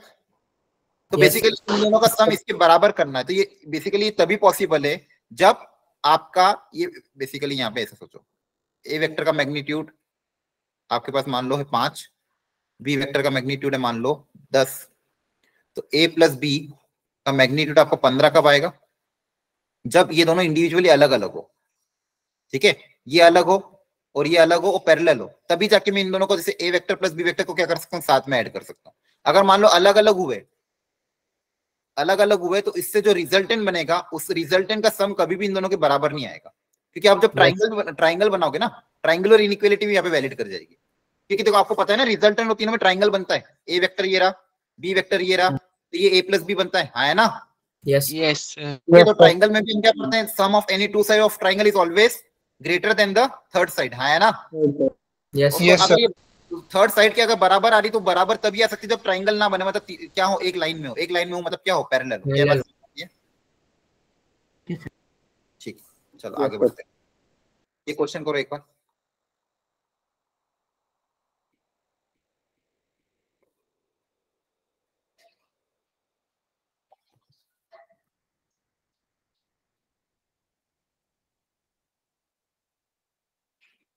आंसर बताओ कितना आ रहा है।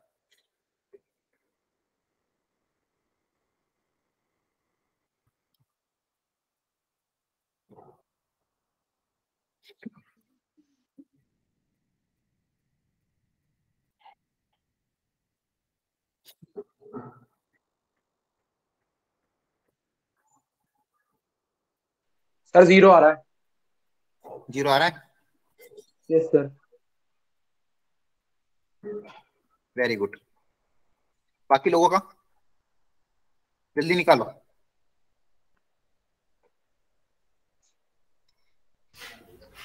यस सर 0 आ गया। यस सर 0 ही आ रहा है। 0 कुछ नहीं करना है, देखो ध्यान से फटाफट। अगर डॉट प्रोडक्ट करना है तो आपस में मल्टीप्लाई कर दोगे तो देखो ये 3a मल्टीप्लाई करो इन दोनों के साथ तो कितना आएगा 6a dot a dot a मतलब मैग्नीट्यूड ऑफ a का स्क्वायर है ना। 3 into 7 कितना आ जाएगा 21 a डॉट b। ठीक है, और यहाँ पे वापस कितना आएगा -5 b डॉट a और -35 मैग्नीट्यूड ऑफ b का स्क्वायर। ये किया था क्या? Yes sir. Yes value put up करोगे आंसर 0 आ जाएगा। ठीक है, घर पे कर लेना। कोई डाउट तो नहीं किसी को? आएगा 5 की जगह b डॉट a में। b डॉट a में 10 आएगा। हाँ ठीक है, कोई डाउट तो नहीं किसी को? No sir. ये करो।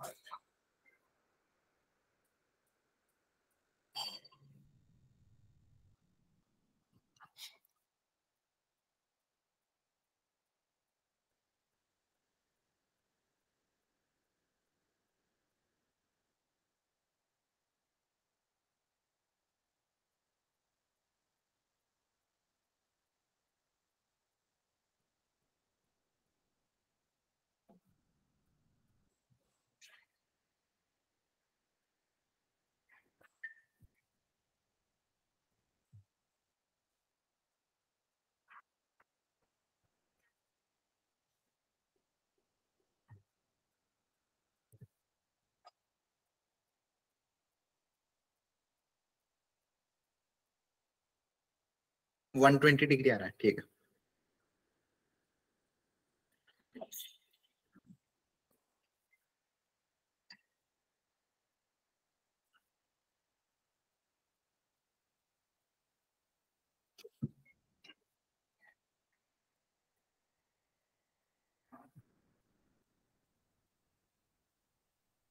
चलो कितना आ रहा है 120। सर 5/6। कैसे निकालें? सर ये a plus b plus c का मैग्नीट्यूड को डॉट प्रोडक्ट में कर देते हैं ना, उसका वो सब कुछ 0 होगा। हाँ वो भी करते हैं, मतलब बेसिकली मैग्नीट्यूड का स्क्वायर निकाल सकते हैं या फिर एक को उधर भेज दो। क्लियर है? हाँ यस सर। सर। ए और बी में एंगल निकालना तो ए और बी को साथ में रख लिया, सी को उधर भेज दिया। तो मैंने यहाँ पे बोला a प्लस बी वेक्टर जो है वो माइनस टाइम सी वेक्टर के बराबर है। तो a प्लस बी का जो मैग्नीट्यूड होगा, अगर दो वेक्टर इक्वल है तो उनका आपस में मैग्नीट्यूड भी इक्वल होगा। Yes sir. है ना? दो वेक्टर अगर आपस में इक्वल है तो उनका मैग्नीट्यूड आपस में इक्वल होगा ना।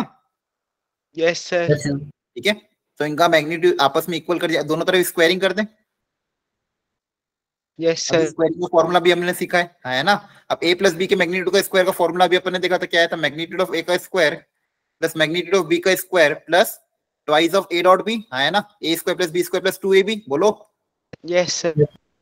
अब इनकी वैल्यू पुटअप कर देते, सब यूनिट वेक्टर है तो 1 plus 1 plus twice of ab तो 2 magnitude of a into magnitude of b in the angle between them that is cos theta है ना, इक्वल टू c का स्क्वायर दैट इज 1। क्लियर है? यहाँ से यस cos थीटा की value आपके पास आ जाएगी -1/2। तो -1/2 मतलब कितना डिग्री? 2π/3 1.5 हाँ 120 डिग्री। Very good. क्लियर है?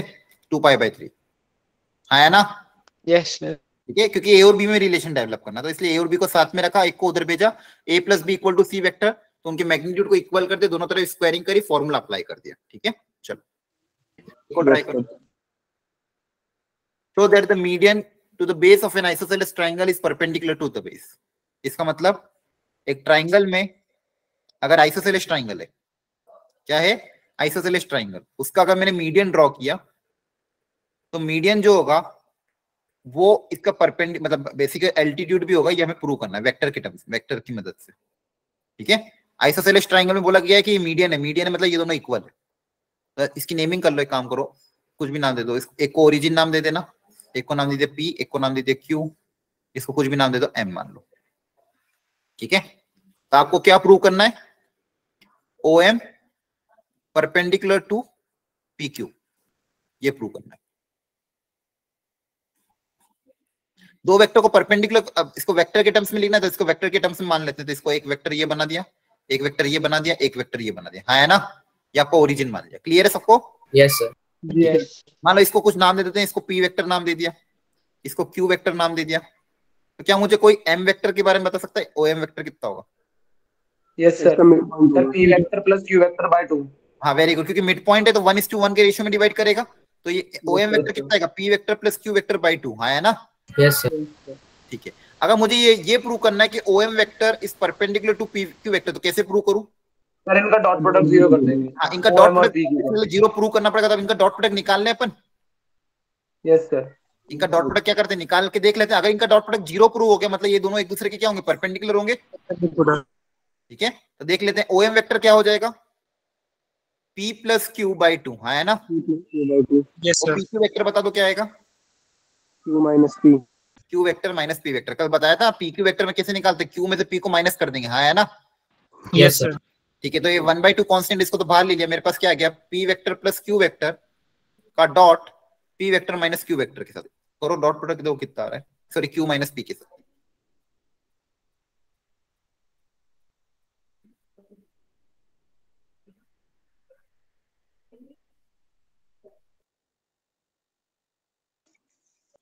सर 0 आ रहा है, तो P dot Q minus P dot P मतलब मैग्नीट्यूड ऑफ P का square plus magnitude of Q का स्क्वायर और minus of Q dot P, हाँ है ना, यही आएगा, बोलो।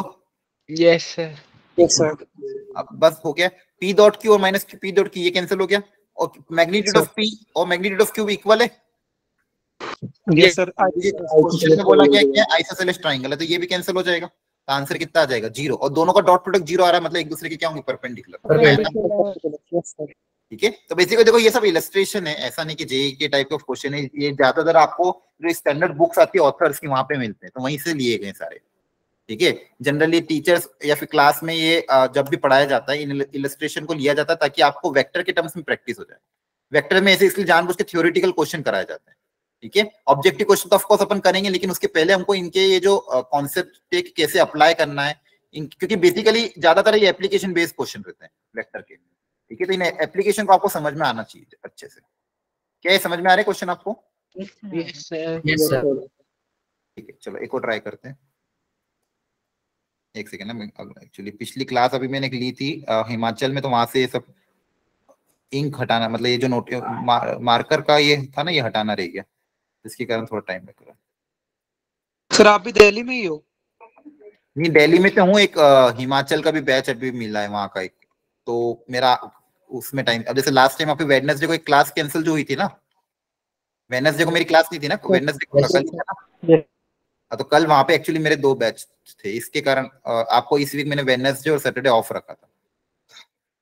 नेक्स्ट वीक से केवल उसका टाइम टेबल भी सेट हो जाएगा, तो क्लैश नहीं होगा, तो आपका हर दिन अब क्लास लग जाएगी अगले वीक से। और खैर अपना अब तो दिक्कत ही ना, पे छुट्टियां पड़ गई है, तब तो मैं कभी भी लगा सकता हूँ। कल अपन मॉर्निंग में लगाएंगे, ठीक है, मैथ्स की क्लास कल आज मॉर्निंग में लगाने वाला था, लेकिन सर हाँ सर जो वो 6:30 बजे क्लास लेते हैं ना, वो मैं अटेंड नहीं कर पाता, क्योंकि ना मेरा स्कूल होता है इवनिंग का, तो मैं 6:45 या फिर 7 बजे तक घर पहुंचता हूँ। अच्छा, ठीक है, उसका भी हम कोशिश करेंगे। देखो एक्चुअली मुझे दिन में 3 क्लास लगानी, फिर आपका क्या हो जाएगा, वो दिन की 2 क्लास टाइप शेड्यूल बन जाएगा। ठीक है, उसका भी मैं ट्राई करूंगा कि कुछ हो जाए। बाकी कल भी मैं आज मॉर्निंग में लगाने वाला था, लेकिन प्रॉब्लम ये था कि कल रात को ज्यादा लेट हो गया था, 10 बज गई थी, तो मैं मैसेज हो सकता है कुछ बच्चे ना पढ़ते हैं, इसलिए फिर मेरे को आफ्टरनून में लगाना पड़ा। ठीक है, अगर मान लो मैं 10 बजे मैसेज करा, पता चला आधे बच्चों ने मैसेज पढ़ा, आधे ने नहीं पढ़ा, सुबह क्लास में नहीं आ पाए, इसलिए मैंने आफ्टरनून में लगाया। तो अभी तो मैं बोल रहा हूँ कल की क्लास मॉर्निंग में रहेगी अपनी मैथ्स की। ठीक है सर, मॉर्निंग में 10 बजे के बाद रखना सर। ठीक है, क्यों 8 बजे क्या दिक्कत है? सर 8 बजे तक मैं नहीं उठूंगा ना सर, सर मैं ये तो सोता सोया रहता पड़ा है। रहूंगा। ठीक है चलो अब पढ़ो, देखते हैं 8 बजे ही रखूंगा वैसे मैं। सर उठ 8 जाना। बजे रख 8 बजे, मैं 8 बजे 8 ही बजे रखूंगा। सही है सर। हाँ 8 बजे ही उठ होती है, जाता मैथ्स है। की क्लास हमेशा मॉर्निंग के 8 बजे ही होती है, तो उठ जाना। पढ़ो क्वेश्चन। ठीक है। Find a vector A of magnitude this making an angle π/4 with x axis, π/2 with y axis, an angle theta with z axis. ये कौन सा क्वेश्चन आ गया? सर ये थोड़ी देर रेस्ट मतलब टाइम दे दो करने के लिए। हाँ मैं तो टाइम दे ही रहा हूँ ना, करो करो। एक्चुअली वो दोनों थ्योरेटिकल क्वेश्चन थे, इसको करो ट्राई।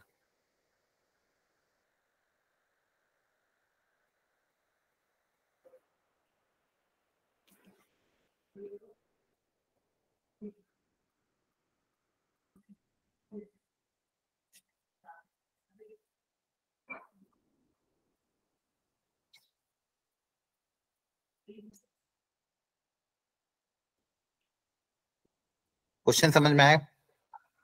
यस करो ट्राई। क्या क्वेश्चन है? सर मैं बताऊं आंसर? हाँ बताओ बताओ, बिल्कुल सर बताओ। 1/√2 I cap plus 0 J cap plus 1/√2 K cap. 1/√2 IK plus 0 JK plus, लेकिन पूछा क्या एक्चुअली? फाइंड अच्छा वेक्टर, वे वेक्टर, ठीक है। अच्छा आपने वो वाला अप्लाई कर दिया होगा, डायरेक्शन कोसाइन। सर मैंने वो वाली प्रॉपर्टी यूज करी है, वो cos थीटा प्लस करते हैं ना, cos square alpha plus cos square beta plus cos square gamma equals to 1। हाँ हाँ हाँ, नहीं बिना उसके ट्राई करो एक बार, एक्चुअली उससे हो सकता है, कोई दिक्कत नहीं है, मैंने वो बताया था, वो मैं 3D में पढ़ूंगा। बिना उसके एक बार ट्राई करो, उसमें वेक्टर का कॉन्सेप्ट अप्लाई करो, उसमें सीखने को मिलेगा 2-3 चीजें। वेरी गुड, आपने वो तरीका अपनाया, लेकिन वो भी तरीका सिखाया नहीं मैंने बाकी लोगों को, वो अपन 3D में पढ़ते हैं, उसकी स्टार्टिंग में पढ़ाया जाता है। खैर कोई दिक्कत नहीं है, आप इसको वेक्टर से सोच के निकालो एक बार।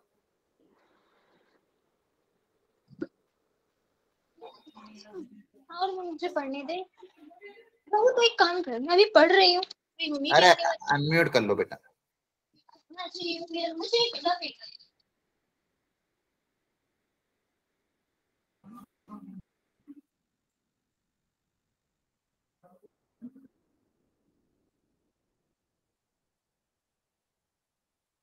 कैसे दिमाग लगाएं?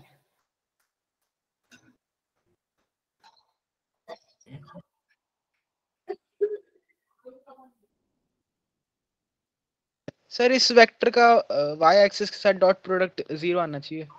हाँ वैसे डॉट प्रोडक्ट ले लेके सोचो। π/4 आएगा। हाँ बेसिकली अभी पहले तो एंगल पता, ये मुझे बताओ एक्स एक्सिस को अपन मान लो एक्स एक्सिस के अलोंग वेक्टर लेना तो क्या लेंगे? x/√2 मतलब नहीं एक्स एक्सिस के अलोंग कोई भी वेक्टर लेना तो क्या लोगे? Sir v i cap. I cap के टर्म्स में ले लोगे ना? हाँ 5/√2 cos थीटा। ठीक है।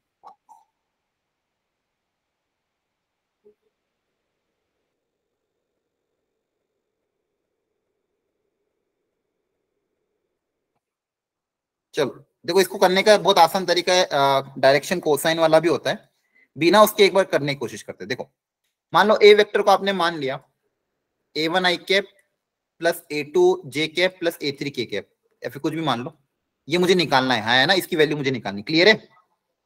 बोलो। Yes sir. ठीक है, बोला गया find a vector a of magnitude 5√2, इसका मैग्नीट्यूड हमें पता है। चलो एक चीज तो हमें पता है कि 5√2 इसका मैग्नीट्यूड है। बेसिकली मुझे यहाँ पे 3 अननोन निकालने, a1 a2 और a3 क्या होगा। Making an angle of π/4 with x axis. अब ये अगर x एक्सिस के साथ π/4 बना रहा है तो इसको मैं कैसे यूज करूं? वेक्टर a और x एक्सिस के बीच में बाकी सब 0 हो जाएंगे। एंगल जो है π/4 है। कितना है? π/4। अच्छा कभी भी देखो एक चीज ध्यान रखना, कभी भी आपको दो वेक्टर के बीच में एंगल दिया हो और एक वेक्टर पूछा और दूसरा वेक्टर निकालना हो तो हम कौन सा फॉर्मूला यूज करेंगे? एंगल ऑफ वेक्टर का। दो वेक्टर के बीच में एंगल के लिए कौन सा फॉर्मूला यूज करते हो आप? मानो अगर दो वेक्टर के बीच में एंगल निकालना हो तो कौन सा फॉर्मूला यूज करते हो? Sir cos theta is equals to a का cos थीटा। हमेशा ये यूज करना, कभी भी sin थीटा या क्रॉस प्रोडक्ट वाला फॉर्मूला यूज मत करना, ठीक है? कभी भी दो वेक्टर के बीच में अगर आपको एंगल निकालना तो कौन सा फॉर्मूला यूज करोगे? cos theta equal to a vector dot b vector divided by magnitude of a into magnitude of b, है ना? Yes sir. ठीक है, तो ध्यान रखना। तो यहाँ पे x एक्सिस के अलोंग मैं एक यूनिट वेक्टर i कैप मान लेता हूँ, ठीक है? मान सकता हूँ। तो वहां पे एंगल कितना है, पाई बाय 4 है। तो ए वेक्टर का डॉट बी वेक्टर कौन सा मेरा आई कैप है ना, upon magnitude of A into magnitude of B. Clear है यहाँ तक? बोलो। तो मैग्नीट्यूड ऑफ बी तो सर मैंने ऐसे ही निकाला है सर। मैग्नीट्यूड ऑफ बी 0 थोड़ी होगा, 1 होगा ना। 1 ही बोला सर। हाँ 1 ही बोला, सॉरी आजकल सोना ही कम देने लग गया। क्लियर है? cos पाई बाय 4 कितना होगा, 1/√2। 1/√2 यस सर। ये डॉट आई कैप कितना आएगा, ए इस ए वेक्टर का आई वेक्टर के साथ डॉट प्रोडक्ट। सर ए आई कैसे होगा? इसका आई के साथ डॉट प्रोडक्ट लो, कितना आएगा सर A/√2 आएगा। A1 आएगा ना। अरे हाँ है ना। हाँ सर। तो पूरे का आई के साथ डॉट लोगे तो इस आई डॉट आई 1 बचेगा, बाकी सब तो 0 हो जाएंगे। Yes sir. यहाँ पे 5√2 × 1, तो ये √2 कैंसिल, यहाँ से A1 कितना आ गया 5 आया समझ में? Yes sir. अब सेम काम अपना ही करते हैं। अब ए का वाई एक्सिस के साथ एंगल कितना है, π/2। तो मतलब दोनों का डॉट प्रोडक्ट कितना होगा, 0। मतलब ए का डॉट प्रोडक्ट किसके साथ, जे के साथ 0। तो ए का जे के साथ डॉट प्रोडक्ट लोगे तो कितना आ जाएगा, A2 कितना आ जाएगा, 0। अब क्या बोला था सर z एक्सिस के साथ थीटा। हाँ अब वो तो थीटा के टर्म्स में निकालना है, तो जेड एक्सिस के साथ एंगल थीटा है ना। Yes sir. A axis and A vector और जेड एक्सिस के बीच में एंगल है थीटा। तो अगेन यहाँ पे क्या अप्लाई कर देंगे, cos थीटा इक्वल टू, बोलो कर दोगे अप्लाई। Yes sir. A3/5√2 आ जाएगा। या फिर अच्छा मुझे ये अप्लाई करने की जरूरत है कि बिना इसके मैं A3 निकाल सकता हूँ क्या? Yes sir. वेक्टर का मैग्नीट्यूड वाला फॉर्मूला लगा हाँ मैग्नीट्यूड दिया है ना, फोकट मेहनत, ये इससे तो अजीब सा आएगा ही नहीं एक्चुअली। मैग्नीट्यूड दिया हुआ है हमें, यस सर। वहीं से अप्लाई कर दो, यहाँ से मैग्नीट्यूड से √(a², a1² + a2² + a3² equal to 5√2 का होल स्क्वायर, कितना आएगा वो 50। यहाँ पे a1 और a2 पता ही है मुझे, 25 + 0 + a3² इक्वल टू 50। तो a3 कितना आ जाएगा, 5 आ जाएगा। आपका वेक्टर आ गया ये 5i cap plus k cap 5k। Sir यहाँ पे +-5 का कोई वो नहीं होगा? कहाँ पे +-5 कहाँ पे सर यहाँ पर रूट हटा के लिखा है ना ये। हाँ बिल्कुल +-5 क्लियर है, सही बात है, +-5 लगेगा। कोई डाउट? No sir. चलो ठीक है, आज इतना ही रखते हैं। सर जैसे ये 2 +-5 आया तो ये सिग्निफाई क्या करता है वैसे? दो वेक्टर सिग्निफाई कर रहा है बेसिकली। ऐसे दो वेक्टर होंगे जो मेरी एक्स एक्सिस, वाई एक्सिस और जेड एक्सिस के साथ ये रिलेशन सेटिस्फाई करेंगे। ठीक है, एक वेक्टर एक किसी एक, अच्छा आपको पता मतलब बेसिकली 3 डायमेंशन में ऑक्टेंट होते हैं। 11th में था क्या 3 डायमेंशन थोड़ा बहुत बेसिक? Sir ऑक्टेटर octant. हाँ तो बेसिकली एक वेक्टर किसी एक ऑक्टेंट में होगा, दूसरा वेक्टर कहीं और होगा। मतलब जैसे क्वाड्रेंट होते हैं ना 4 2 डायमेंशन में 4 क्वाड्रेंट, वैसे जब 3 एक्सिस आ जाते हैं तो 8 ऑक्टेंट हो जाते हैं। यस एक वेक्टर किसी का ऑक्टेंट में होगा, दूसरा वेक्टर किसी एक ऑक्टेंट में होगा, इसलिए यहाँ पे 2 आंसर आ रहे हैं। मतलब 2 ऐसे वेक्टर होंगे जो y के साथ 90 डिग्री, x के साथ π/4 डिग्री और z के साथ कोई एंगल बना रहे। क्लियर है? Yes sir. चलो तो आज इतना ही रखते हैं। नेक्स्ट अभी मैं आप इसका जो भी असाइनमेंट आपको एक बार भेजता हूँ। अभी मॉड्यूल पूरी तो सॉल्व नहीं होगी आपसे, मॉड्यूल बस आपके रेफरेंस के लिए भेज रखिए। इनकेस कभी मान लो आपको कुछ वहां से थ्योरी देखनी हो या प्रैक्टिस क्वेश्चन करने हो, सॉल्व एग्जांपल ट्राई करने हो, थ्योरी देखनी हो तो उसके लिए मॉड्यूल भेजिए। बाकी इसके रिलेटेड आज क्लास का जो भी असाइनमेंट बनता है वो मैं भेजता हूँ। और बाकी अपन कल की क्लास में कोप्लेनरिटी के बारे में बहुत अच्छे से डिटेल में पढ़ेंगे। ठीक है, कल की क्लास काफी इंपॉर्टेंट है, मिस मत करना। कल अच्छे कॉन्सेप्ट को सिखाया जाएगा और कल मेजॉरिटी ऑफ क्वेश्चंस प्रैक्टिस होगी। अभी 2 लेक्चर में ज्यादातर अपन ने थ्योरी ही कवर करी है, तो कल कुछ थ्योरम्स कवर होगी अच्छी वैरायटी की, और उसके बाद उस पर अच्छे लेवल के प्रैक्टिस क्वेश्चन करेंगे। क्लियर है? सर एक क्वेश्चन था सर, जो मॉड्यूल उसका सॉल्यूशन मिलेगा क्या? मतलब